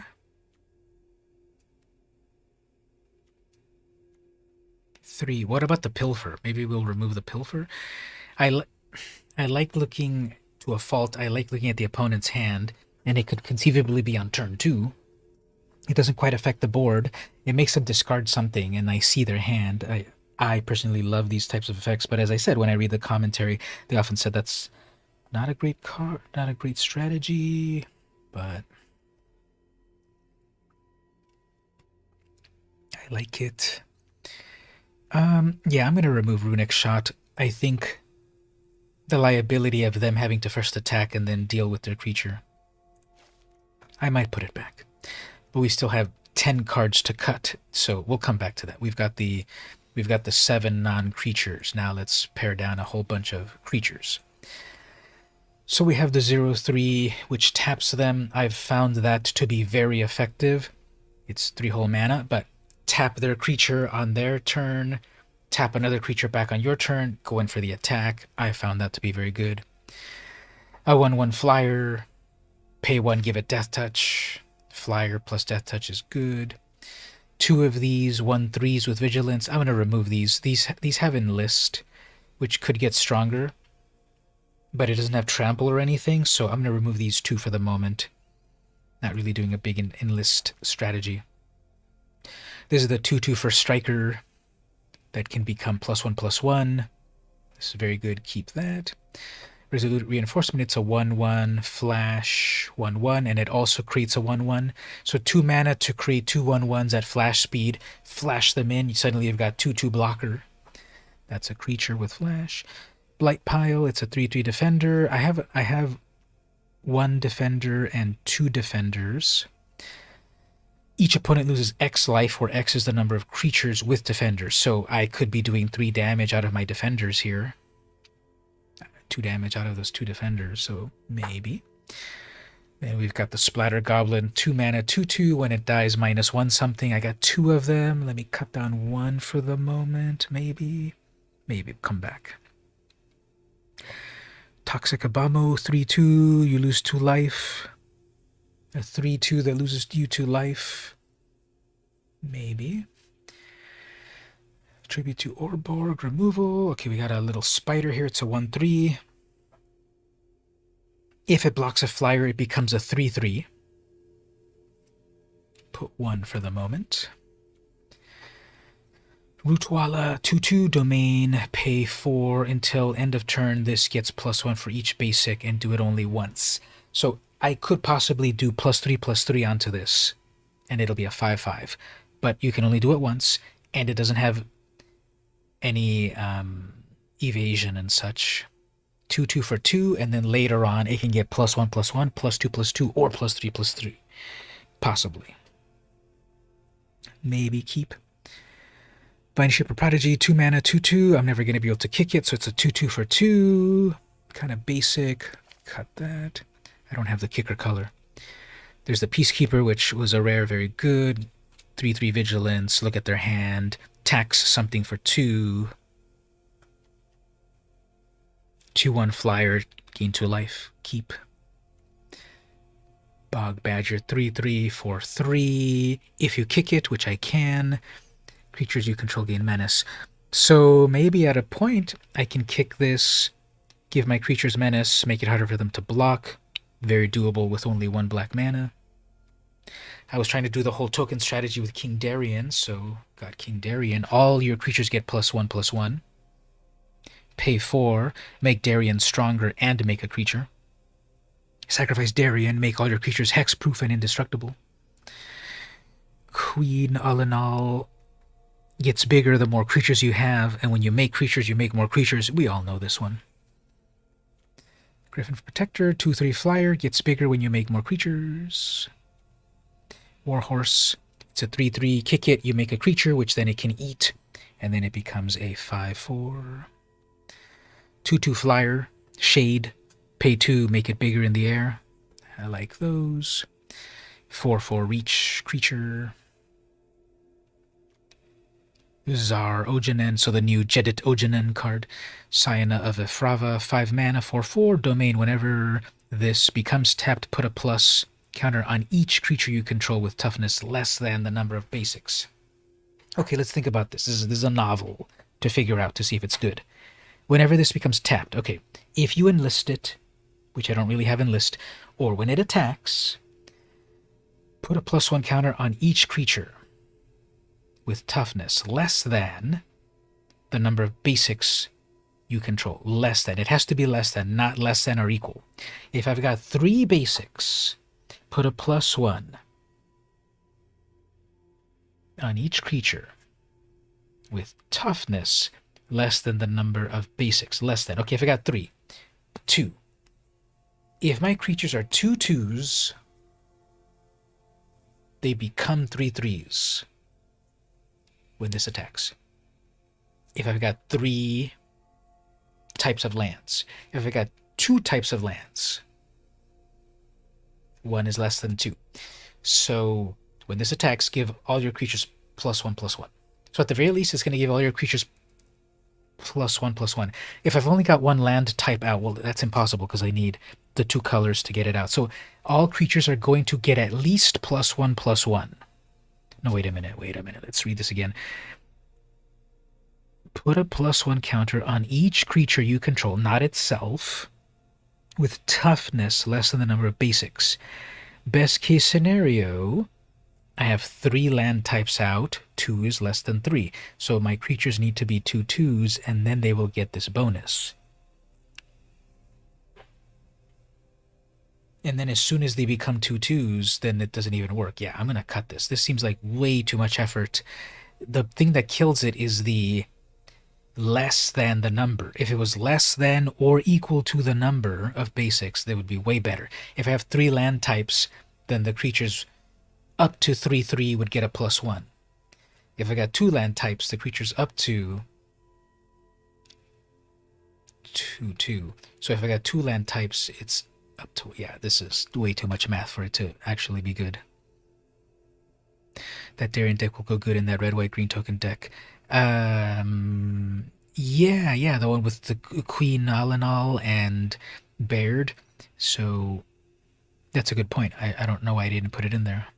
Yep, thanks for the reminder. Okay, so this Czar's way too much trouble. That's not going to do what we think. Cut. Right, the Necromancer, it's a 5/5 Death Touch, 7 mana, but it gets easier to cast with more dead things in the graveyard. Alright, so a big old scary 5/5, sure. 45 cards. I don't know what else. This Rootwalla based on Domain. I'm not really doing stuff with Domain. Let's cut some of these Domain cards for a moment. Flyers are good. There's a kicker card. There's a flyer. I could put one of these. Although air power is always good. This Badger. Give the creatures menace. Maybe later in the game I've got enough creatures and then...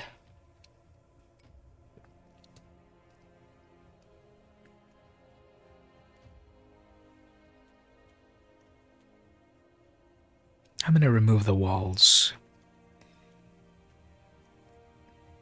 I only have 2 walls. So that will only do 2 damage if I got both walls out. Although I like that tap wall. This is so hard. I need to cut up to 4 cards.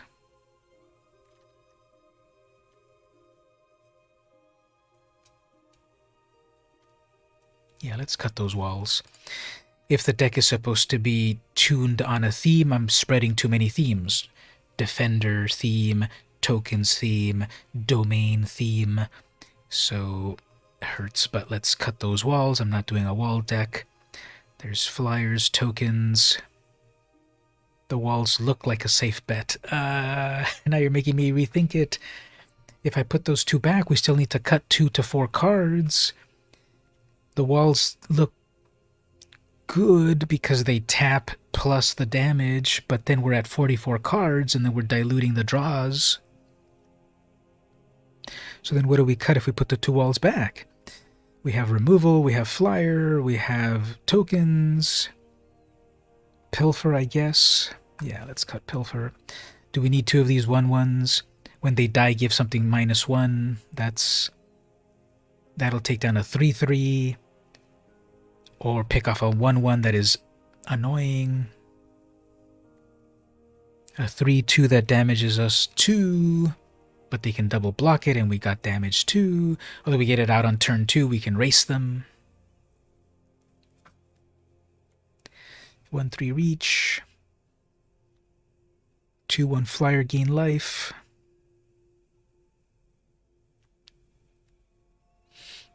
Maybe we're thinking too hard on that badger. Let's take out that badger and put back the walls. Flyer, the horse. Sacrifice your stuff, make it stronger. Flyers. Big old 4/4 and the mass. Let's put back both of the walls, and then we're only at 42, and I guess we'll be okay.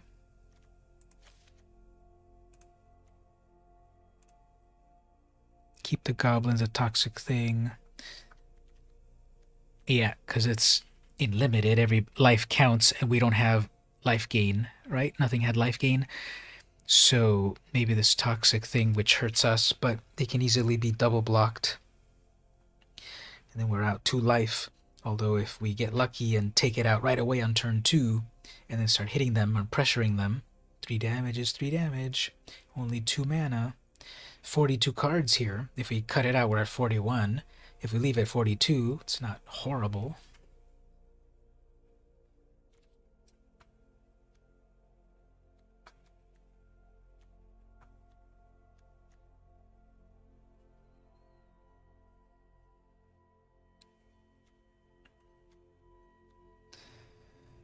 So green is a little low. Don't love it when it thinks it's that low.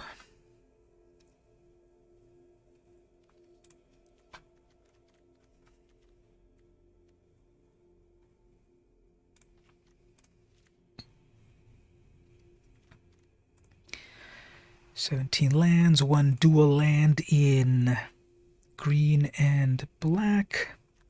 42 cards. Let's go for it this way, and then we can sideboard, so we'll see.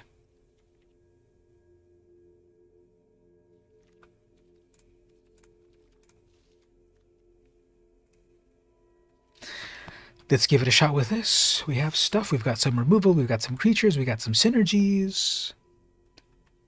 Let's try it out.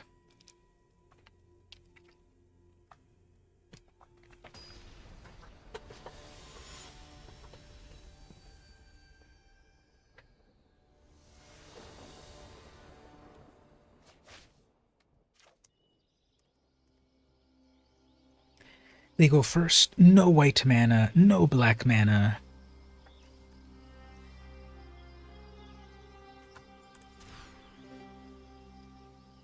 Okay, that's better.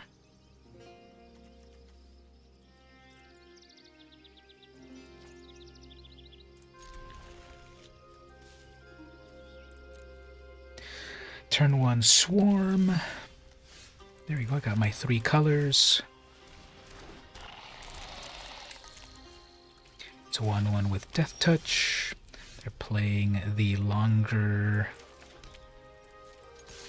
They're playing already... Is that 4 colors? Yeah, red, white, green, blue. Okay. 3/2. All your creatures get big. Who cares?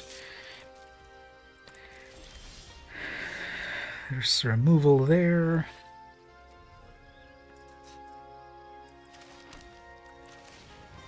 I'll attack with a 3/3. I just gained life, who cares? I'll attack with 3. I got removal, extinguish.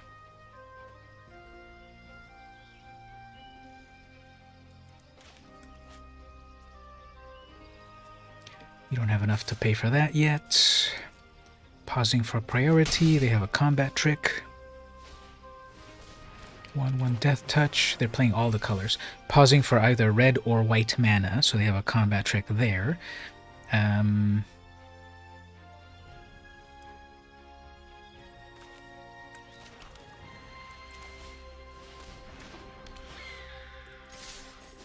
Not pausing for priority anymore, actually. So nothing in red or white, possibly. But it was pausing for a moment. Did the creature not get summoning? No, we just played it really fast because I played first. I played the black mana and the swarm, and then they played their tap land, and then it just went kind of fast. They have 5 mana, so they can plus, which that doesn't matter.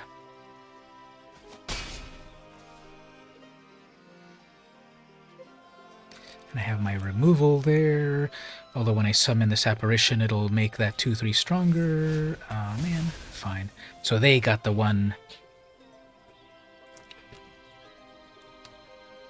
They got the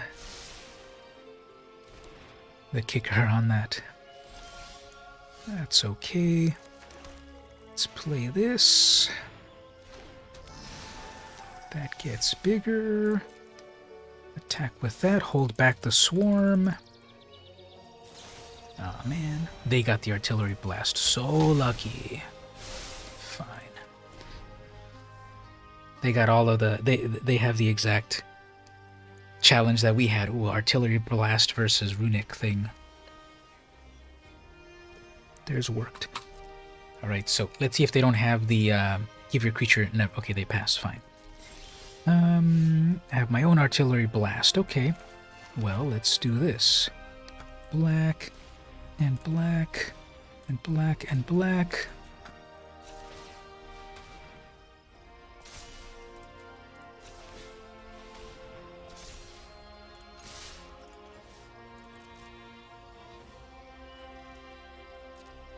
Keep the artillery blast. That'll do 4 damage to their attacker.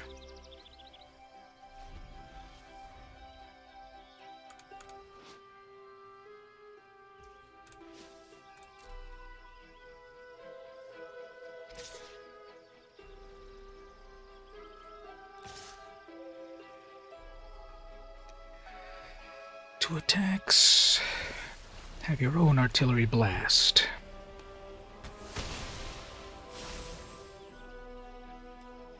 I can block that. Yeah, let's block that.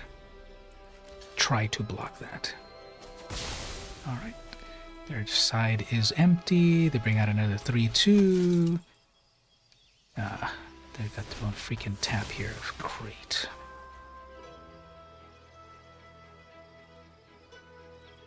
I guess we shouldn't have cut that freaking runic shot. Seems to be an all-star.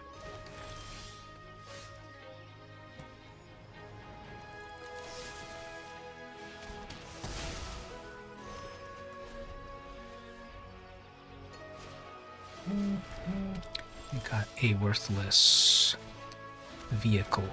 Actually, as long as they can't crew it, they need to crew it for 1. Okay, great. I can't even block it. So as long as they don't cast a creature... No, of course they casted a creature. Of course they did.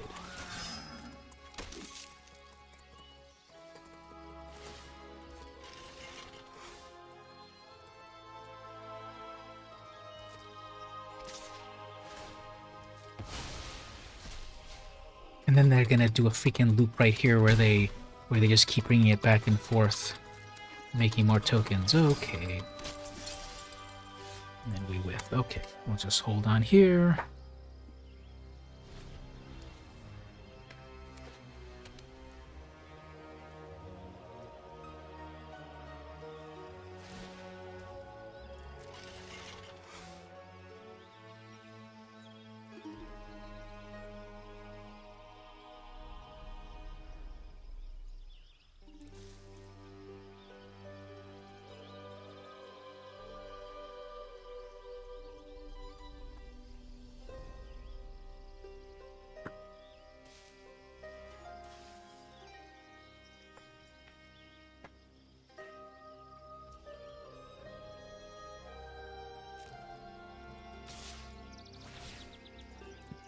I'm gonna try to block this, and I hope they don't have any more combat tricks.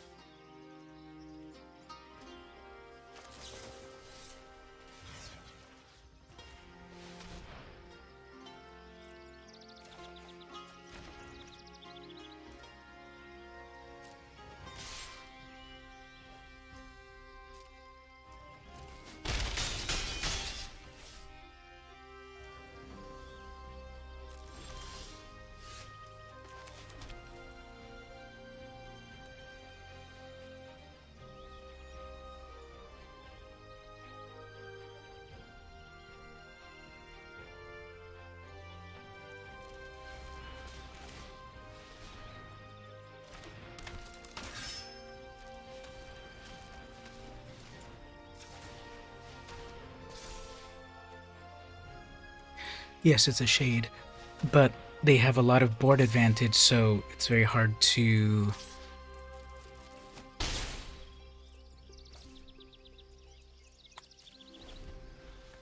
manage this.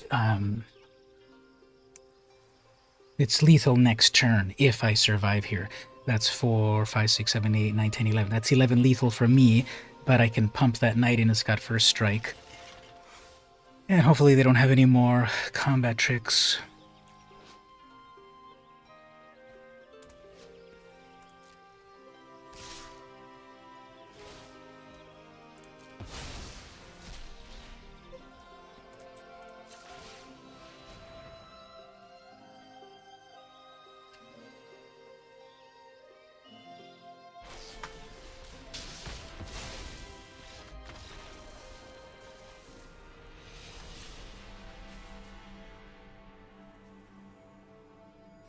Destroy target artifact, so I got a broken wings in the sideboard. If it wasn't for that stupid ship, it wouldn't have...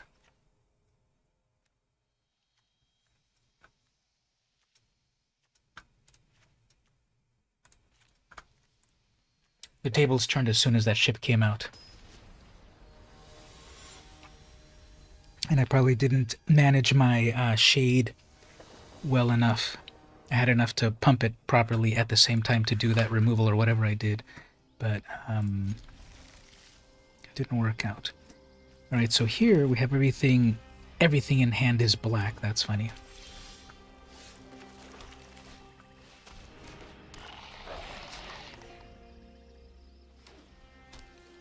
If I can get one white mana, I can bring out this Cavalier. Of course not. So that is kicked. It didn't get kicked. We're just on a little bit of a race here. Or not. Fourth mana Shade.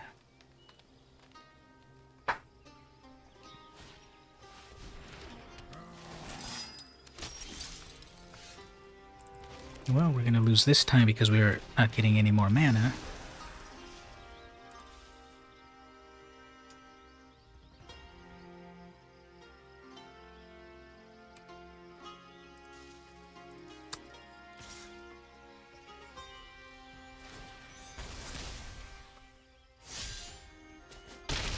And we know they have those removals. Need to get rid of that right away, and then no more mana. Okay.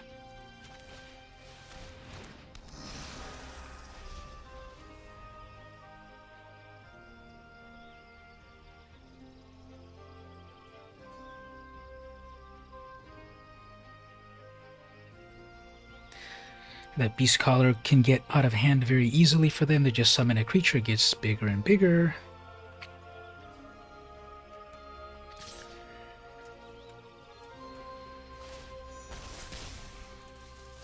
Gonna try to block this, but they'll have a combat trick.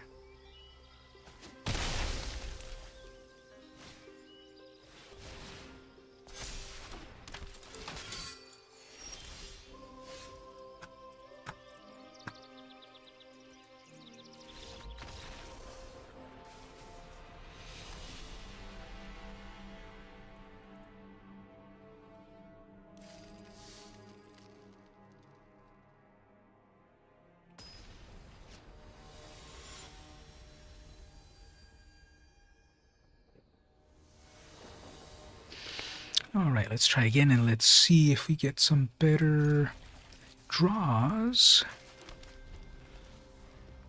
So there's that Abomination turn 2 that I was saying.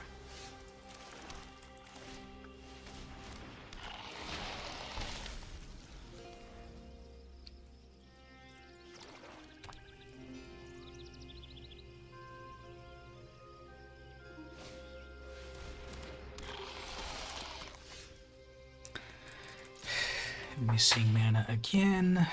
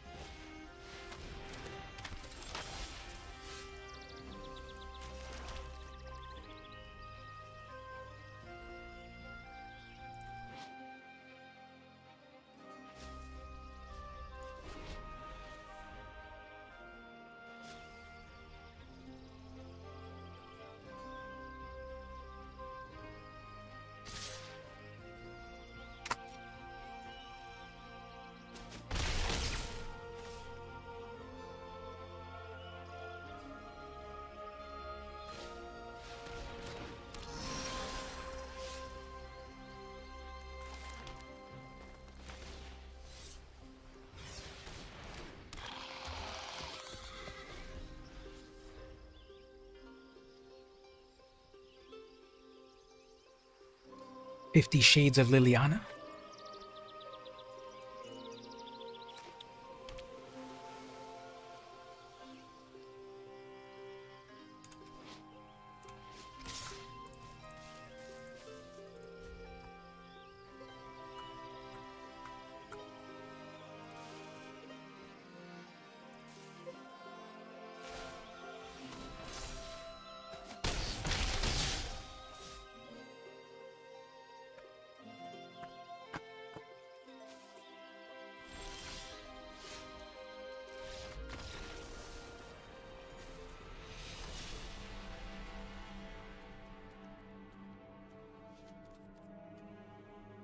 Well, this deck is trash. We shouldn't have tried to do three colors.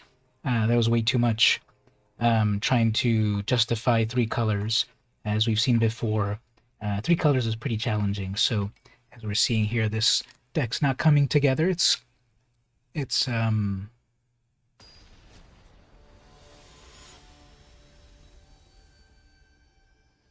got enough lands, but the colors are just not coming together.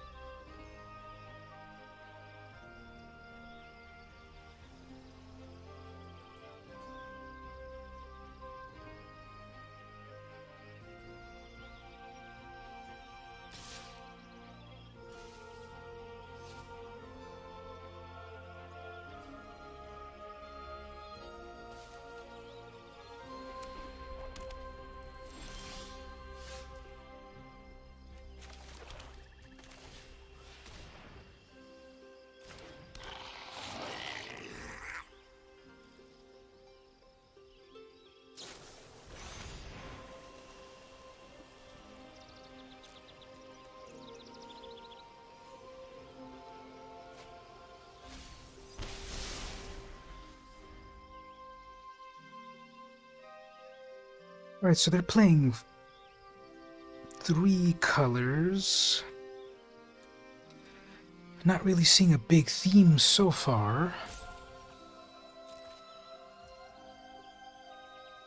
But their deck seems like it's coming together a little better.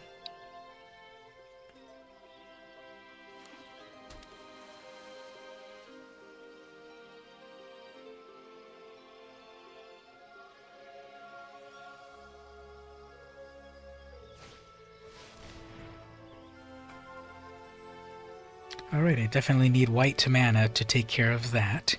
Let's see if we get some white mana.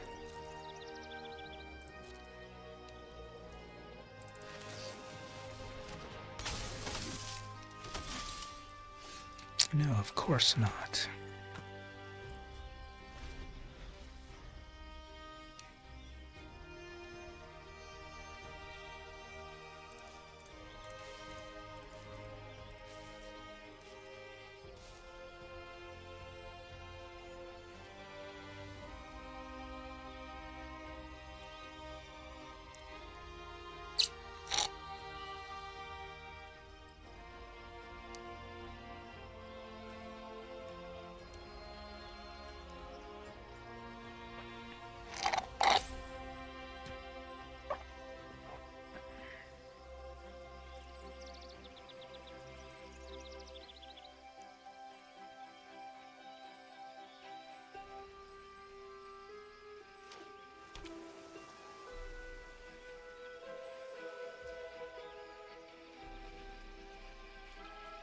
So if they attack with that 5/5, I've got to triple block it. I'll block with the Splatter Goblin. That -1 will hit the flyer. They haven't really used any meaningful instant or sorcery, so I don't know if they have combat tricks. Not anything so far, so probably not. They'll probably attack with 5/5 at least.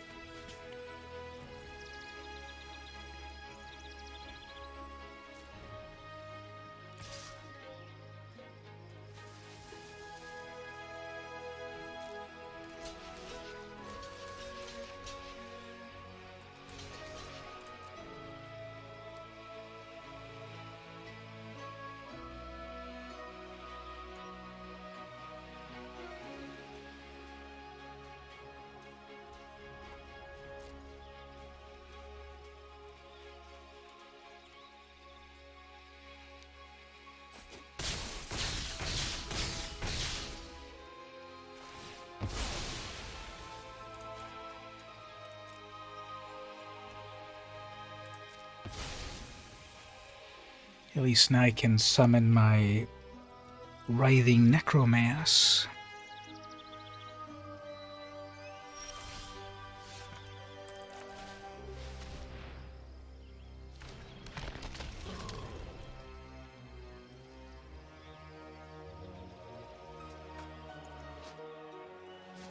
They probably have bone shards.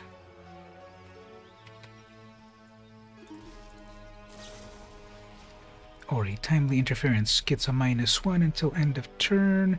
If this was kicked, which it wasn't. Target creature gets a -1 until end of turn. If the spell was kicked, that creature blocks. Okay, so kicking doesn't do anything at all. But they're going to -1 and then draw a card, so they're looking for answers or something.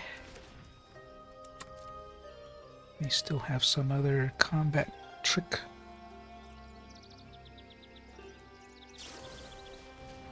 Another reinforcement, draw another card.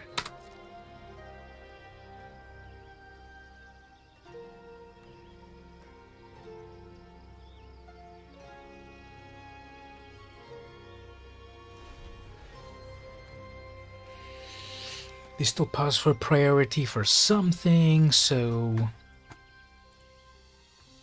we must still have something. Some sort of combat trick or something. And they only have a 3/2. Obviously, if they attack, that's going to be something. Combat trick. I haven't gotten the white mana for arrest. I have the shade.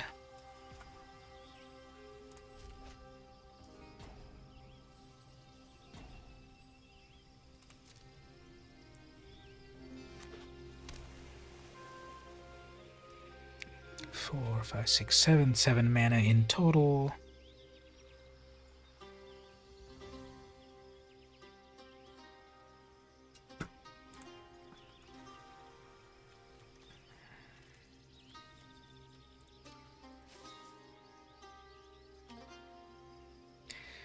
Looking at my graveyard for some reason.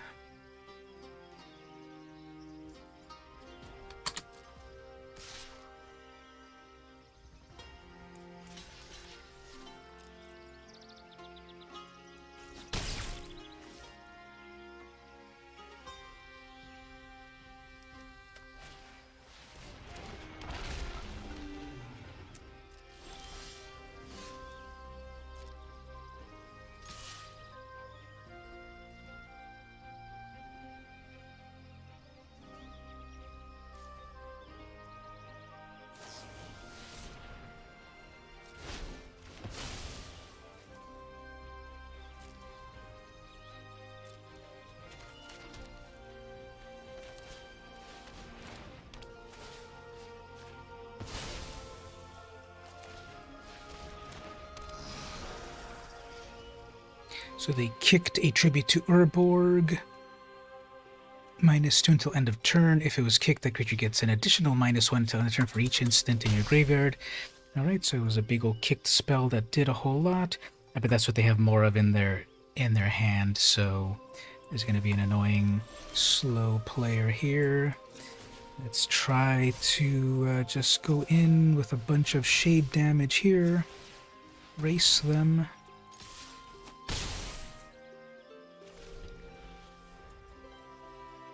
What a grind so far.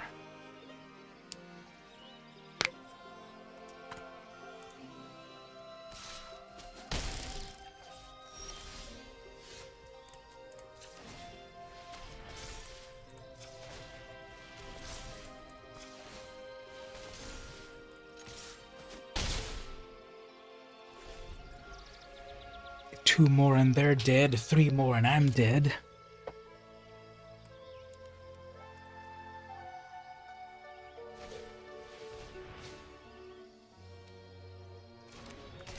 Free cast of something. Oh yeah, removal out of the graveyard, wow. Hopefully you top decked that.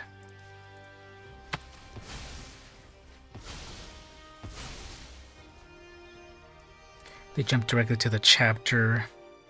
Exile target instant sorcery from your graveyard, copy it, you may cast the copy. So 2 mana to retrieve from the graveyard that one removal spell. And then they'll hit me with that 3/2, so I gotta bring out these 2 blockers. Pretty tricksy deck.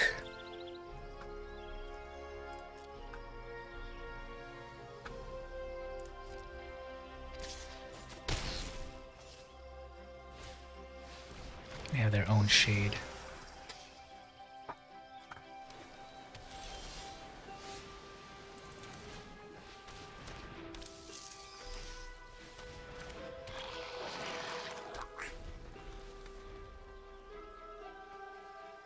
That's lethal if I don't block that shade.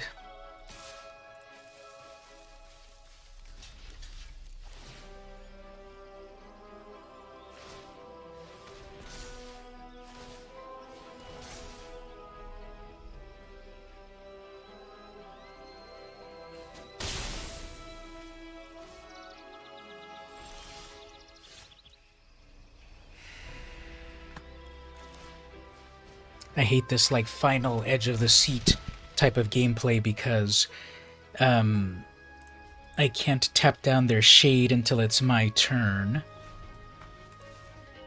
They're gonna hit me for 5 in the air. Maybe 6.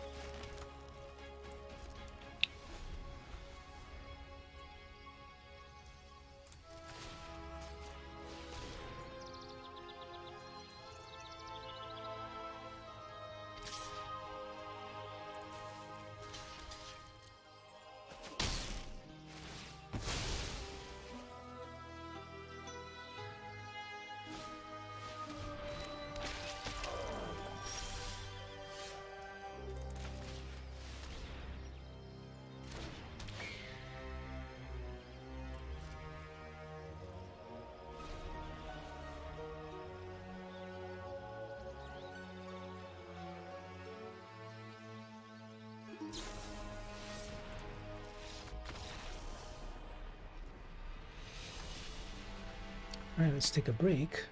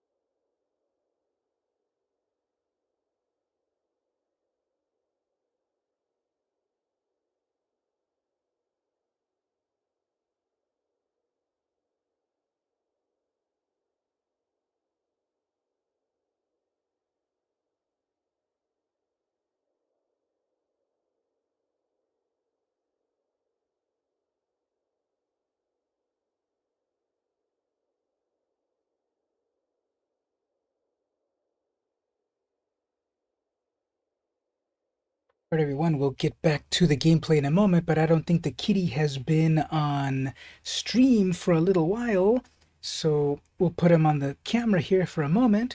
He's a little bit calm, but he's going to jump out of my hand any moment. He's really grown up into be a wild animal. I remember he's going to be 2 years old in a little bit, maybe 1 or 2 weeks. He's going to be 2 years old. And I remember on the very first streams that I got him, he was so little, I could barely hold him in one hand. And now here he's so big right here. So he's kind of calm, I'm surprised. And there he is looking straight at the camera. Okay, now he's starting to get a little agitated. But he's definitely more of a wild animal than a house cat because he has a lot of energy, very rambunctious. And right now I went to the bathroom and he was kind of chasing around as well. So I thought I'd put him on the camera for a moment. And we'll let him go. He hasn't been coming to camera recently. Let's do a little card cam thing over here, then we'll get back into the gameplay.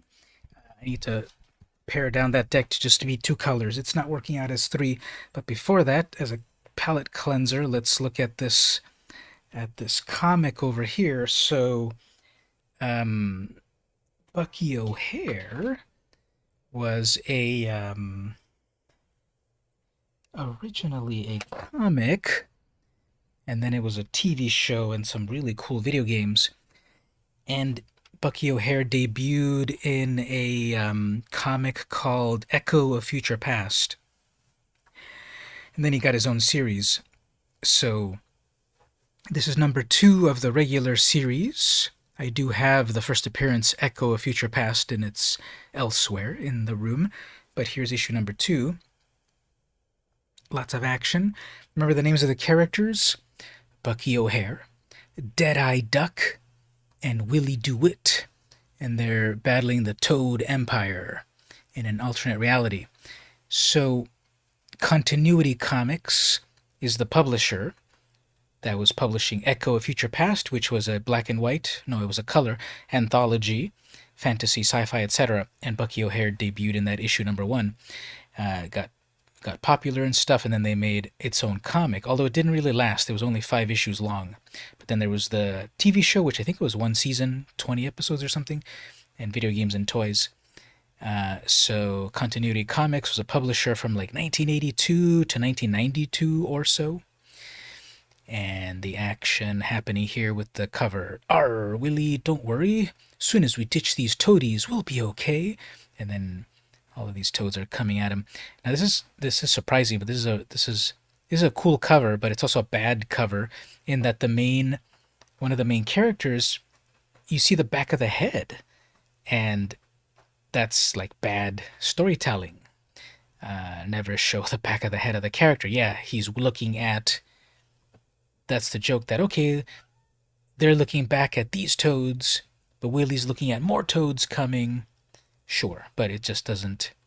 It still would have worked if they were both looking that way instead of seeing the back of his head.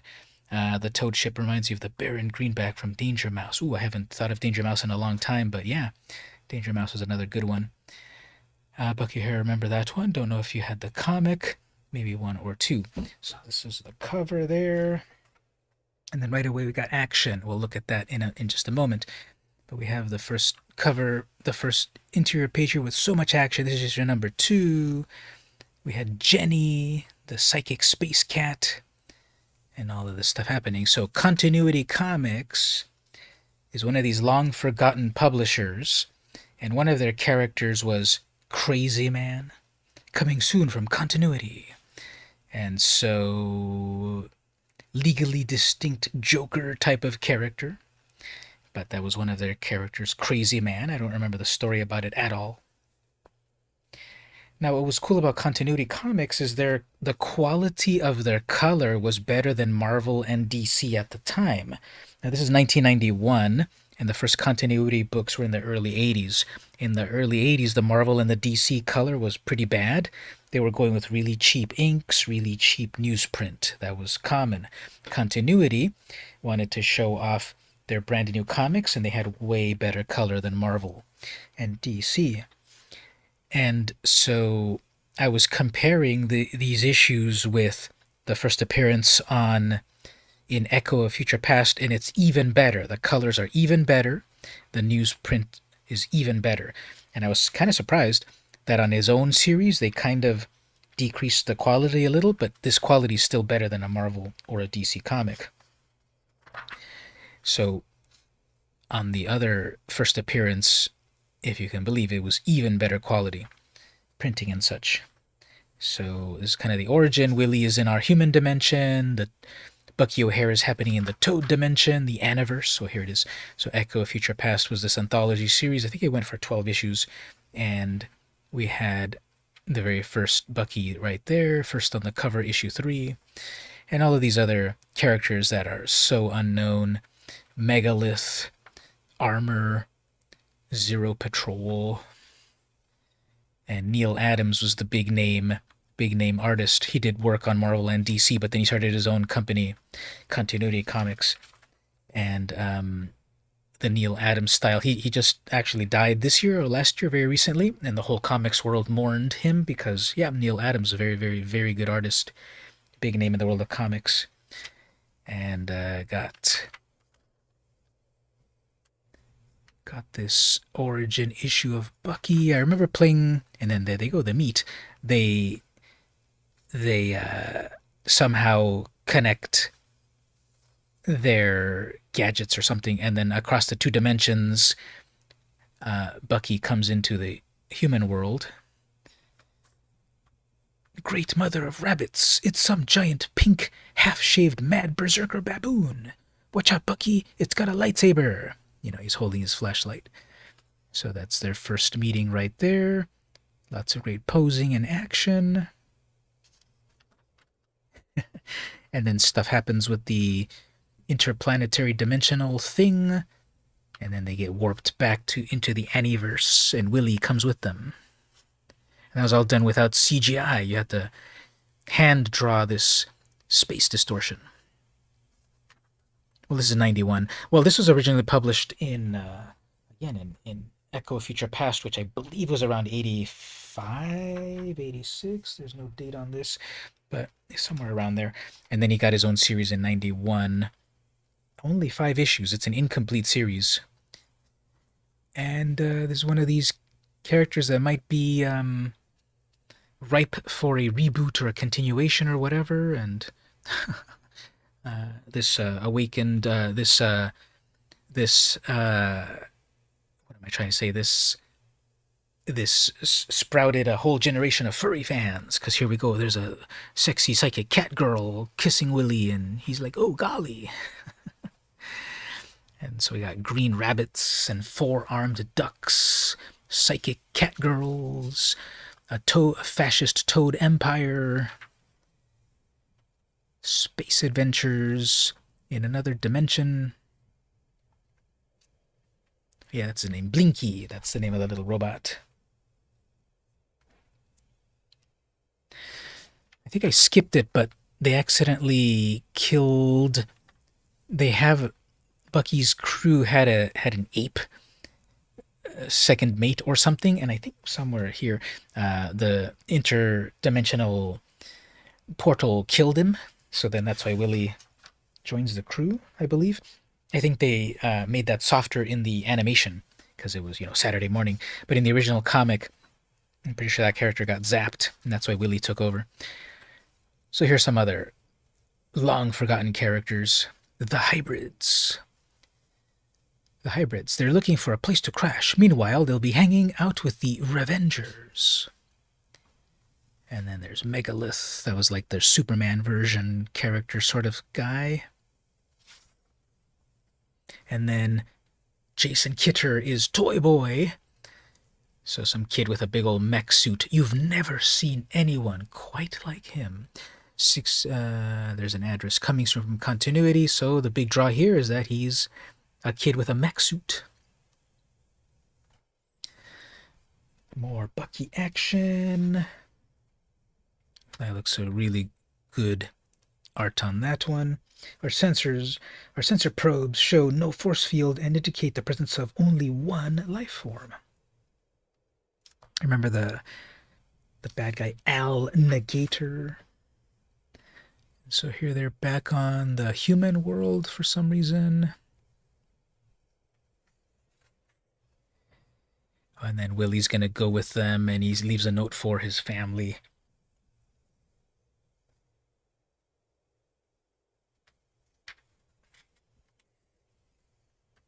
And so once again, coming soon, Crazy Man. Now here's the thing. I remember seeing this Crazy Man art often. And the character looks kind of cool. But in the actual book, he looks more like this, which I don't think he looks that good here.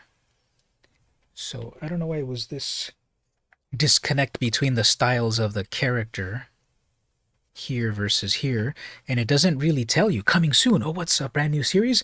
No, it's just another ad for Crazy Man, but it doesn't look like the same character. Black eyebrows, white hair, red lips, and over here it's just not really. It's foaming at the mouth. And then another series, Cyber Rad. This one's amazing because it has a hologram, one of the best holograms I've ever seen, of one of these mech suit things. Assault program, updated, full termination power, accessed.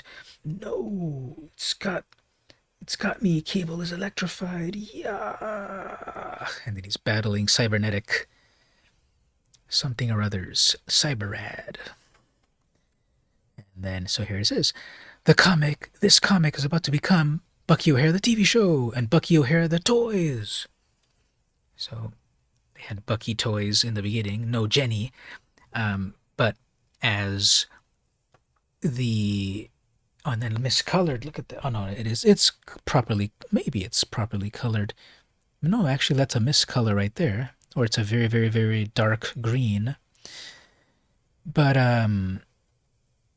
nowadays we have toys in the style of the retro toys. So nowadays they remade a $60 Bucky brand new toy compared to back then they were what, $12, and more of the crew was made. So yeah, watch the animation, read the comic, play with the toys and the video games. They definitely tried to make this its own Teenage Mutant Ninja Turtles empire, which never really went that far, but it's got a soft spot in a lot of people's hearts. Larry Hama, Michael Golden. They worked on the G.I. Joe. Larry Hama worked on the G.I. Joe comics for Marvel. And then when that went to other publishers, he also went there. And Michael Golden worked on that Marvel comic, The Nam. If you all didn't know, Marvel published a book about the Vietnam War. That was actually well received, very nuanced. And Michael Golden was the artist there. So Hama and Golden worked at Marvel, working at Continuity, working on Bucky O'Hare. So that was a little digression there to talk about comics. And maybe reminded you of the TV show and such. I think the theme song was pretty fun on the TV show. I can't quite think of it at the moment, but I think I remember it was pretty fun, action-packed. I'm going to remove all the green cards. They haven't really been doing much in the deck, so we'll keep it black and white.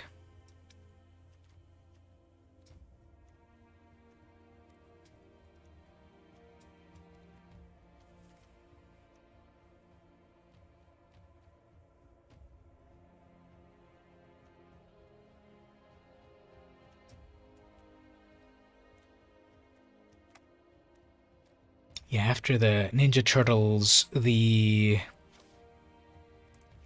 everyone tried to do their own version.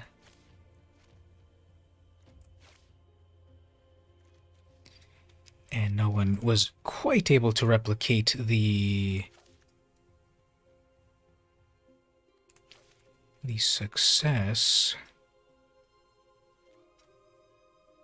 of the Ninja Turtles.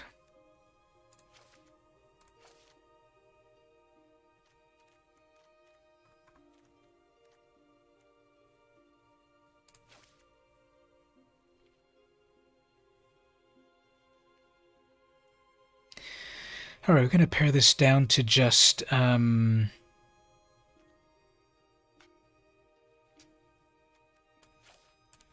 black and white.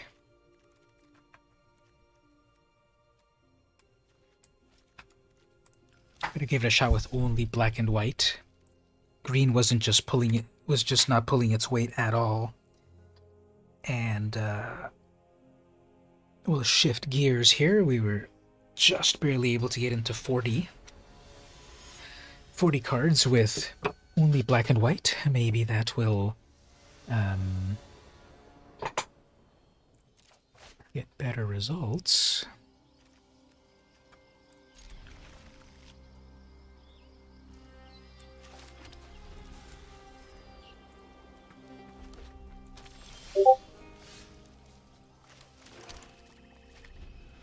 Got the flash creature here.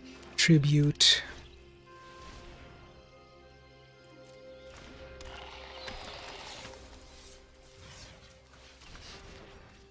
Got the ring. That is impressive.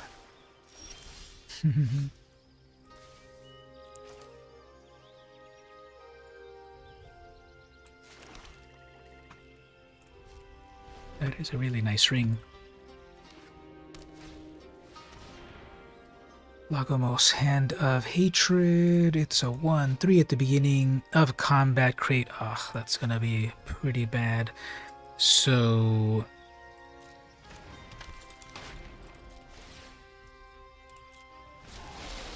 need to get rid of it as soon as possible.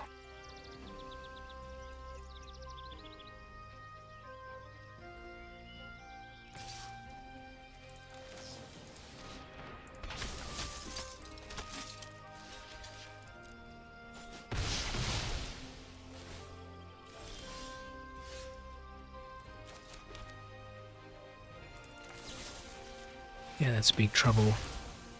So let's get rid of it. 3 mana for a very good double creature.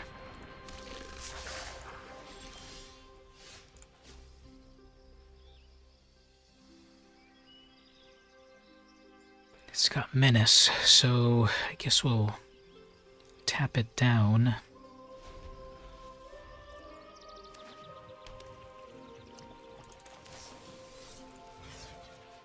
Which combo? The Peer into the Abyss? I think I already did it. It does work, definitely. Every time they summon, every time they draw a card, it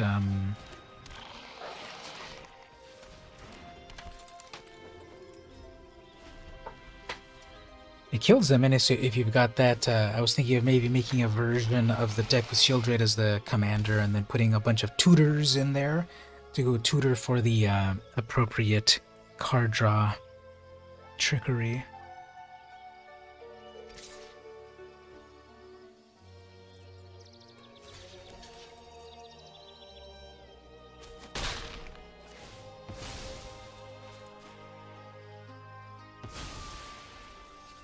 Oh, the Lich's Mastery one, yeah.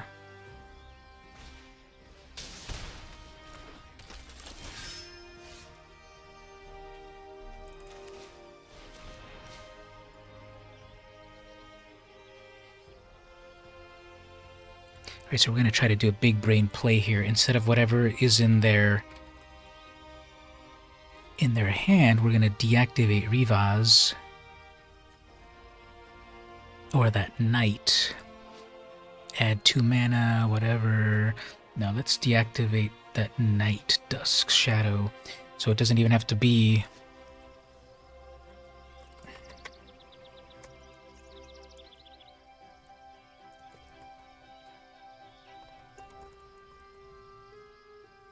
It's this stupid thing called Knight of Dusk Shadow. I forgot how to spell Knight.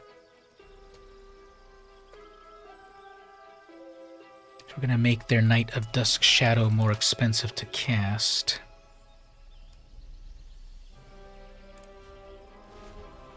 I mean to activate, if I'm reading that right.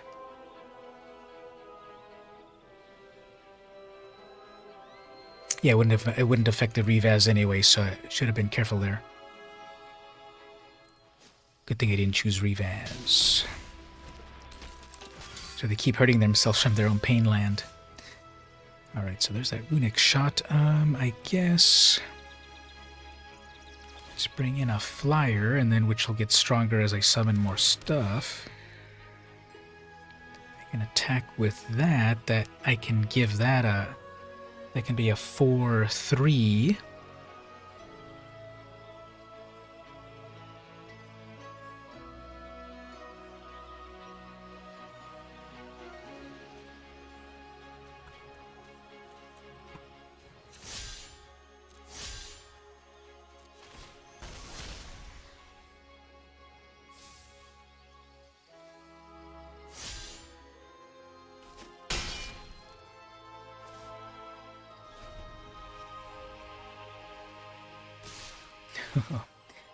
Well, everything gets a +1. Okay, I guess I should have read that. 8, 9, 10, 11, 12, 13, 14, 15, 16, 17. That's 17 damage. If I don't block that horse...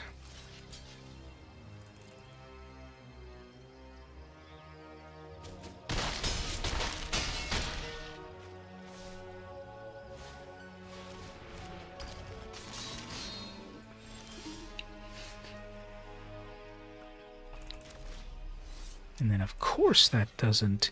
of course that's got vigilance. Amazing.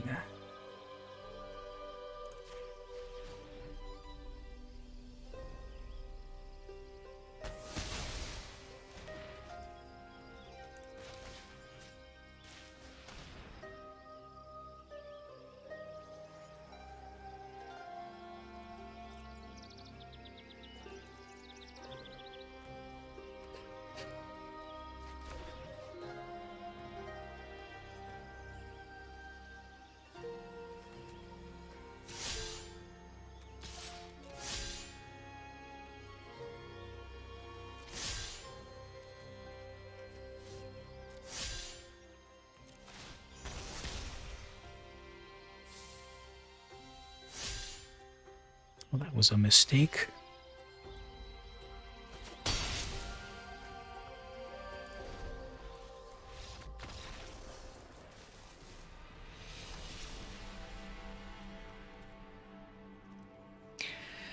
Yeah, this deck was pretty much trash.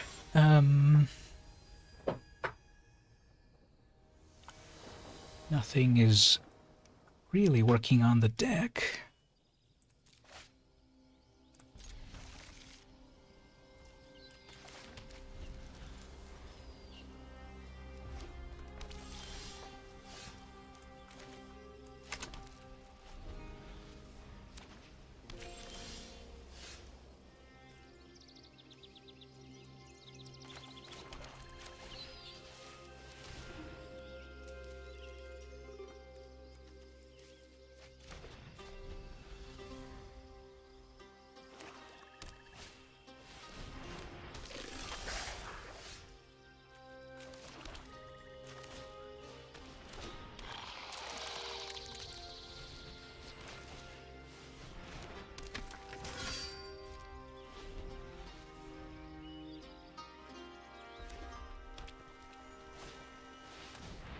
Ratadrabic of Urborg.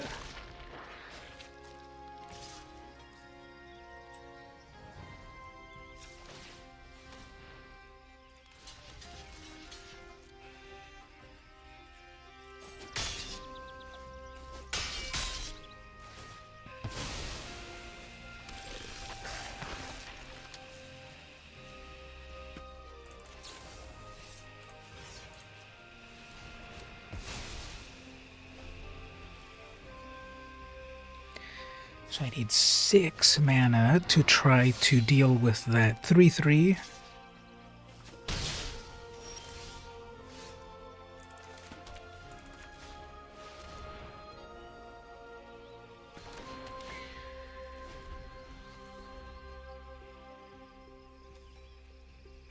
And then that's a destroy, so that's a failure there. Hopefully they tap out.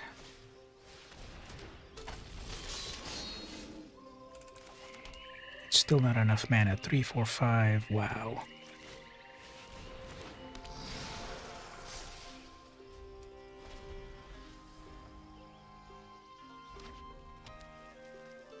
They'll attack with everything, have too many combat tricks. Enlist that. This is just complete blowout for me. Target creature gains indestructible and death touch, and it gets +3 in first strike, so completely dead on either way I do that.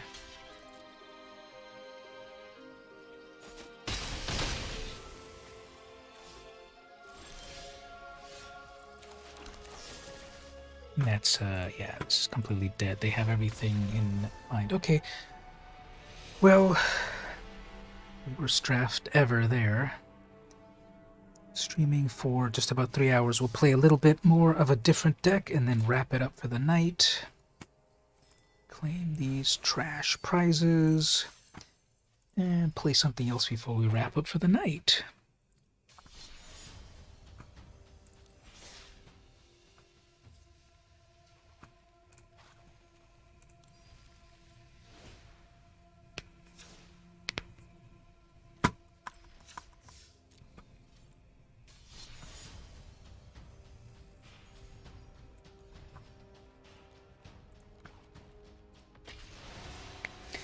Alright, so we'll try to get one win before we wrap up on the good old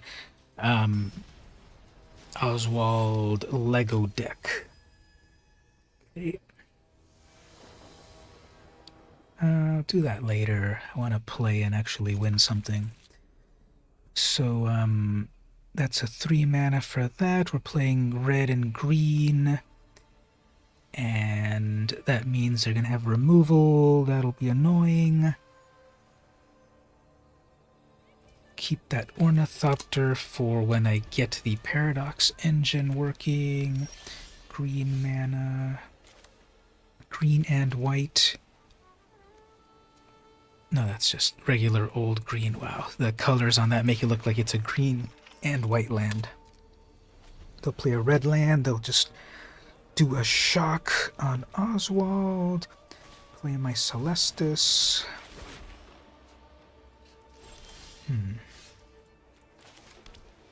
Well, play that so that I can go get a land.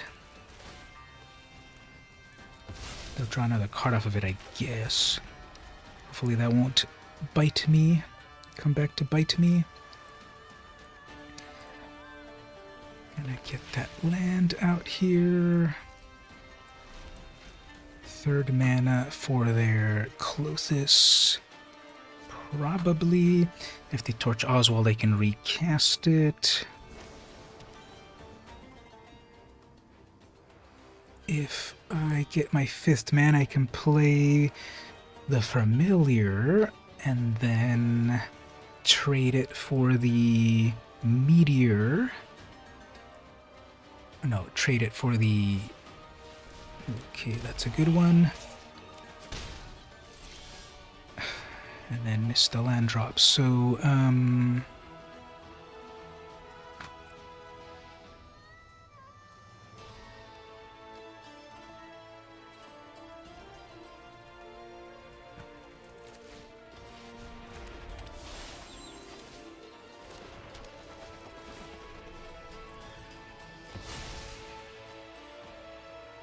that's definitely going to go out of hand. That Mammoth is going to go out of hand. Let's see if they do a 1 land or a crack tap land or a Harrow or something. Probably going to do a Harrow. Nope, they're going to cycle. Okay, that doesn't do anything. Clothis. Nope, they're going to crush that.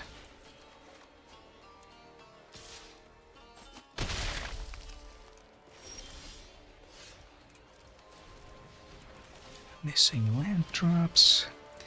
Get rid of that Mammoth, it's going to go out of hand.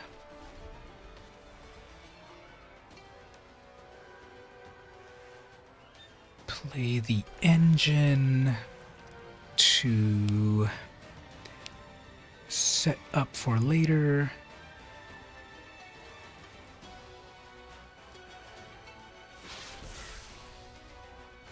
Probably foretelling Crush the Weak right there. Missing more land drops.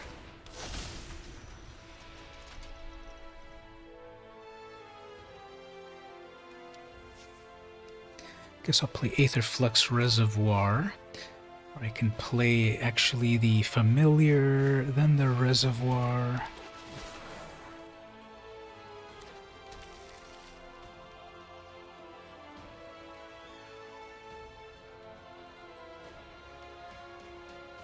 That could be Struggle for Skemfar or something.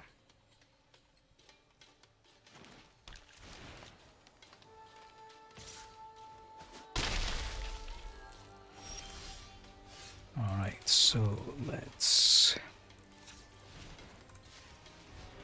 3, 4, 5, 6. Don't have enough for Obelisk yet, but... let's get some shenanigans going with Paradox Engine.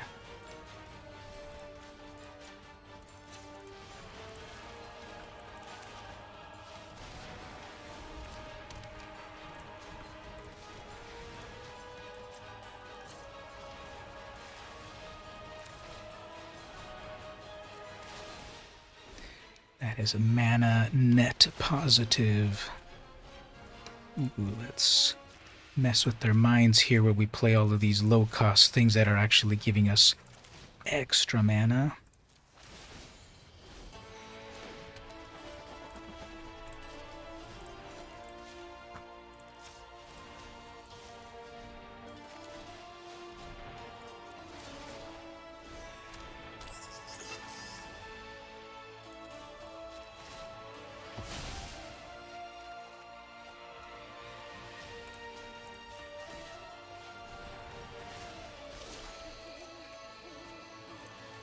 And then the final simulacrum. Wow, that was a turn.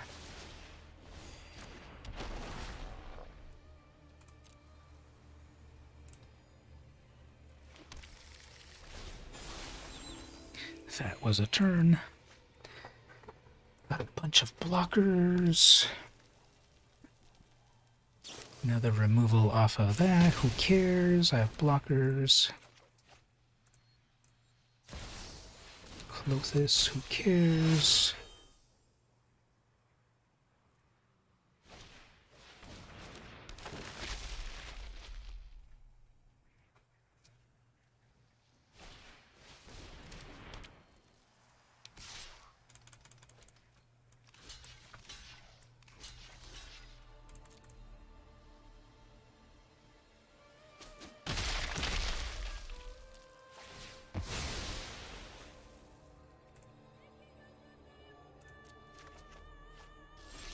Black Blade, alright.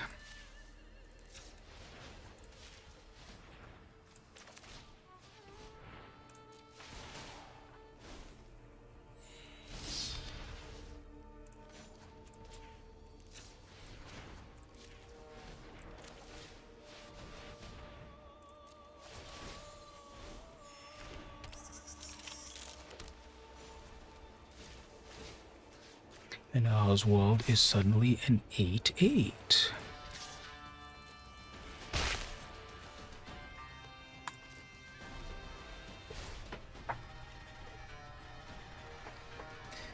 Guess I should pass the Black Blade up to a flyer.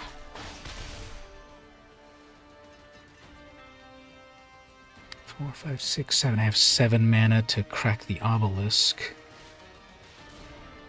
Balagid, who cares?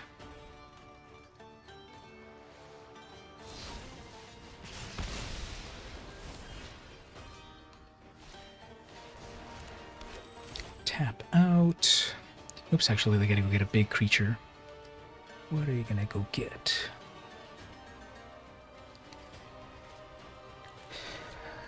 Galta, okay. Not enough to actually cast it yet. Well, I guess so, soon.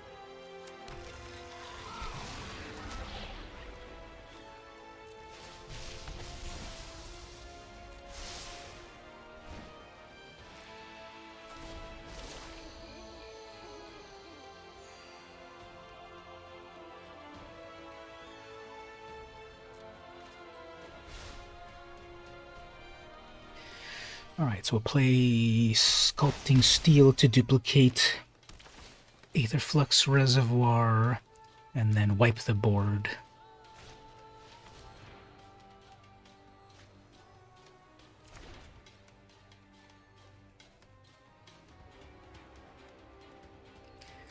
What does this class do again? Play an additional land. When it becomes whatever. Alright, you get a 5/5.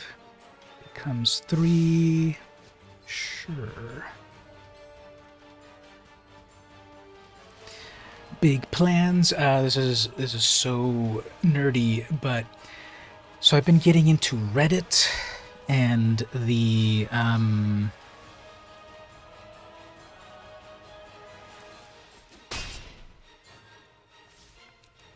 one of the communities there. One of the communities there is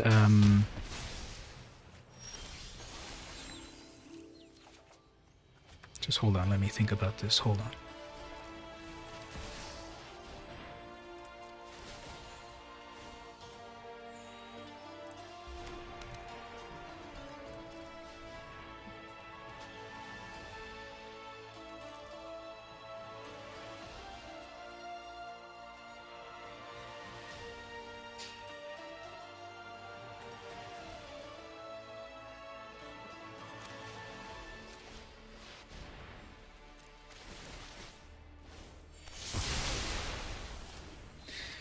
So one of the communities that I joined, so I've been getting into film photography, right? So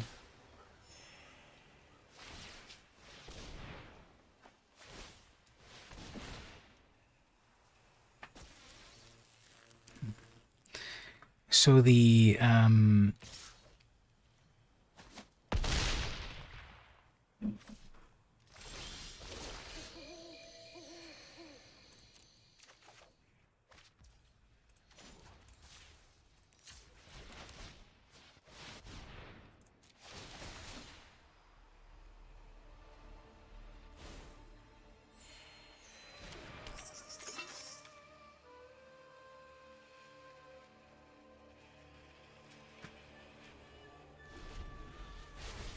so I've been getting back into film, but what I've also been seeing is the re-emergence of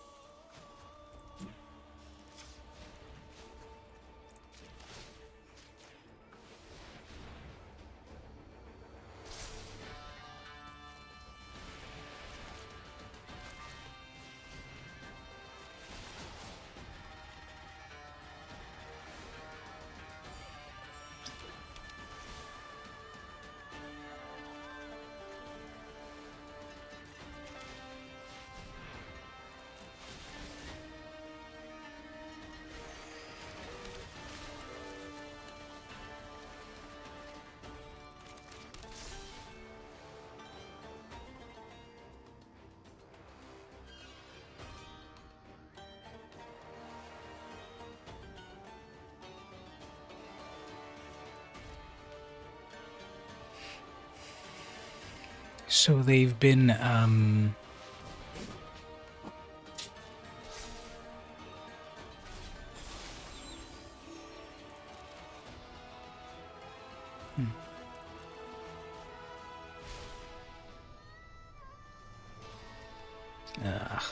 do a destroy my artifact. Alright. Top deck of Planeswalker. Alright, let's wrap it up for the day. I was starting to say that I became a moderator on a Reddit group, so that's my plans, big plans for the next coming week, just to whip that subreddit into shape based on digital photography, vintage digital photography. So everything is retro, comes back, and everything that's old comes back as retro. So even digital cameras. So back when digital cameras were really bad, like 5 megapixel cameras and low quality, that's might be coming back, because some of that stuff is between 15 and 20 years now, right? The very first digital cameras in the 90s, that was 25 to 30 years ago, so yeah, that qualifies for vintage. And even stuff from the 2000s, early 2000s, that's 20 years ago, 22 years ago, so that's vintage. So digital film, digital cameras. And I became the moderator of one of those, so I'm going to set it up with nurturing it and the goals of the community and such. It was, I was trying to get the moderation gig for that, and I got approved, so that's my plan for that. Let me do a shout out for it right now, actually, on stream before we wrap it up. If people are into Reddit, I never really was, even though it's been around 15 years or something. But I just started this year, and it's definitely mellowed out than it used to be. I think Reddit used to be a big old cesspool, like 4chan and such. But I think after they got investors, they kind of cleaned it up, as most companies go. So I'm in these various groups, Gen X. I want to keep up to date with the generations. So I'm following Gen X, Millennials, and Gen Z. I'm Gen X here. Oh yeah, the ring. So yeah, thank you. I saw it. I commented on it, but we can load it up right here.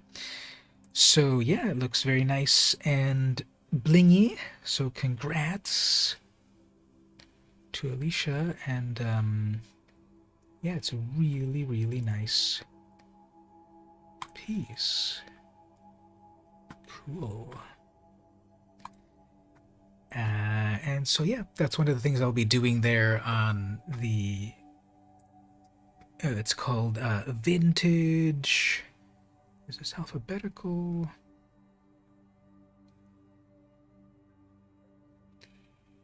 Oh, here it is. Vintage digital cameras.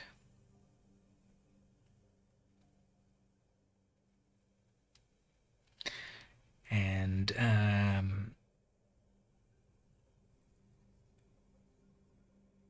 it's just a place for old cameras. Like here's one from 2004. There are real. Wow. Okay. Even more. I didn't want to be uncouth and ask if they were real or not, because if they were not, then that would be an embarrassing question. But yes, thank you for also sharing that. So yeah, very, very, very impressive.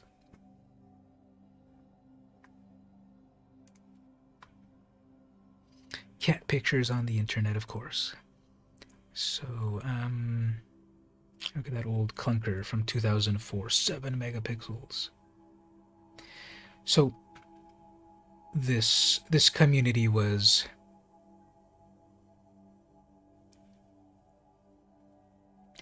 created by someone, and then they dropped off the face of the earth. So I took it over, and then I'm gonna shape it into my own.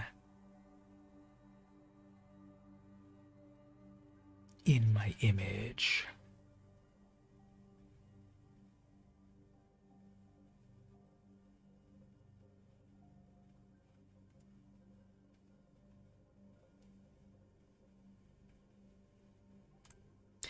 And that's what I'm going to be working on there. Are we going to see another video of pictures you have taken? Yes, at the end of the year. Do you mean the one that's like the bunch of photos throughout the whole year, sort of fast forward motion thing? Yeah, I'm planning on that. I haven't been doing like the obsessive a photo every sort of day type of thing that I was doing on the last 2 years. I did it in 2020 and 2021. Those were the 2 years that I also did the drawing every day. So I haven't been doing those two that I did for those 2 years, about a drawing every day and a photo every day. So I haven't been doing that, but I have been taking photos. And I'm sure I'll end up with a few thousand photos. And yeah, I'll put together some sort of big video thing, or maybe I'll do some commentary on loading up some photos and just kind of talking about them. Yeah, that'll be at the end of the year, to do something. Now, I don't know if YouTube was being approved, but I did upload a video. Maybe it wasn't quite promoted because it is one of these not safe for work posts. So I uploaded a review of a comic book that's a little bit grown up, and so maybe YouTube didn't quite promote it, but it's getting a few views, even though it's limited availability, because they don't like to promote that grown-up stuff. But basically, yes, it is not safe for work. Definitely don't watch this with the family. It's a comic book, and it's a review of this 90s X-rated comic book from the publishers of Penthouse. So even Penthouse got into the comic racket in the 90s. So many publishers.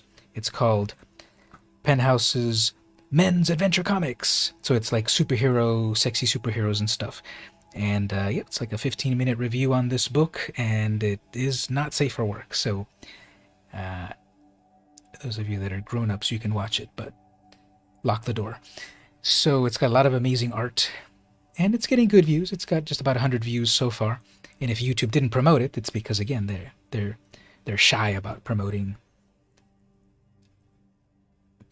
sexy things. But it's getting some views.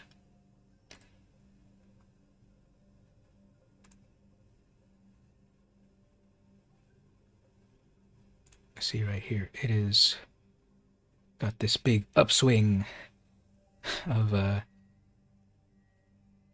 impressions, leveling out a little bit, but people are clicking and viewing a little bit.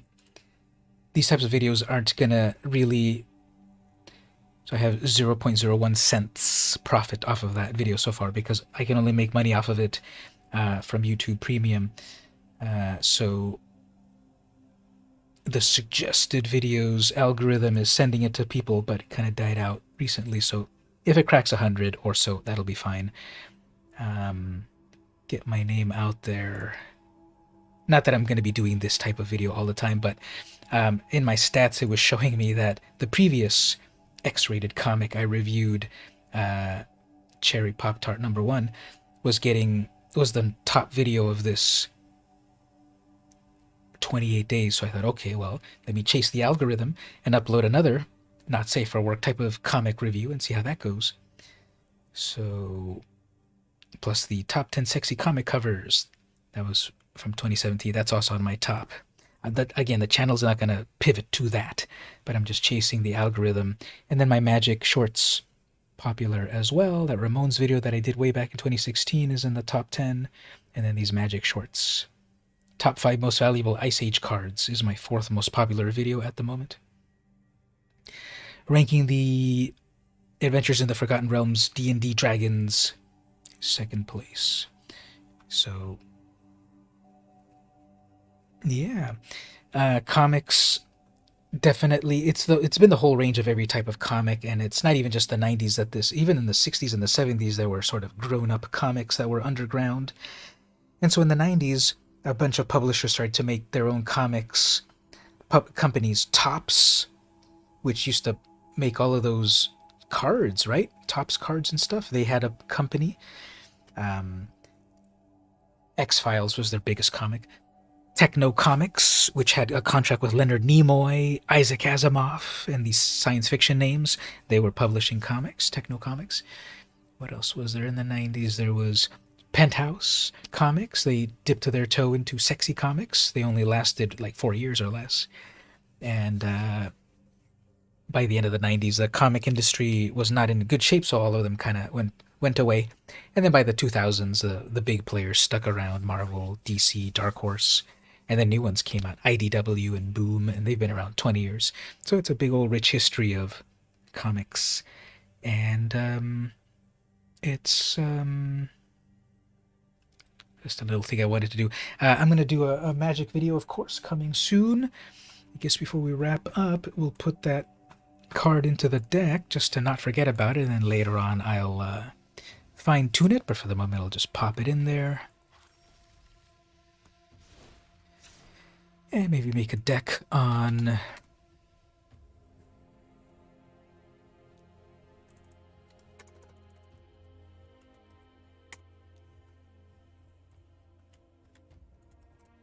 and then make a deck on fuller deck video, and I'll fine-tune that later. but we can wrap up at that point. Share that video because the YouTube algorithm isn't gonna help me very much because it's a sexy video. Oh, and then also we cracked 1700, 1703 now. So that's nice. And yeah, that sexy comic is the number one comic. I mean, the number one video at the moment. They have so many sub rankings of these things, but in the last 2 days and 42 minutes is my number one video.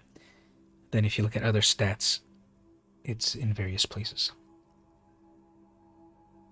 My video on Comic-Con film photography did pretty well.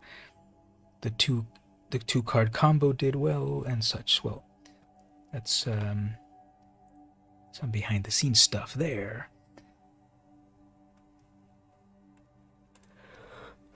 All right. I'm going to grab that deck and put it in the Discord so you can look at what's in it, and then we'll fine tune it to make it even more powerfuler. And we'll play it and such on future days. But let me toss it into the Discord under deck lists. So we'll say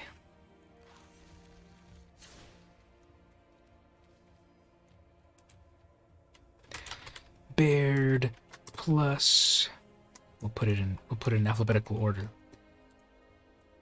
Alenal plus Baird plus Darien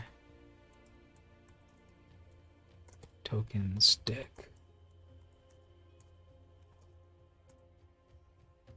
And we'll fine tune it as we go on.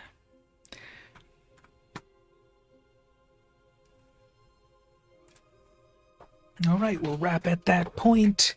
At this point, thanks everyone for coming to stop by.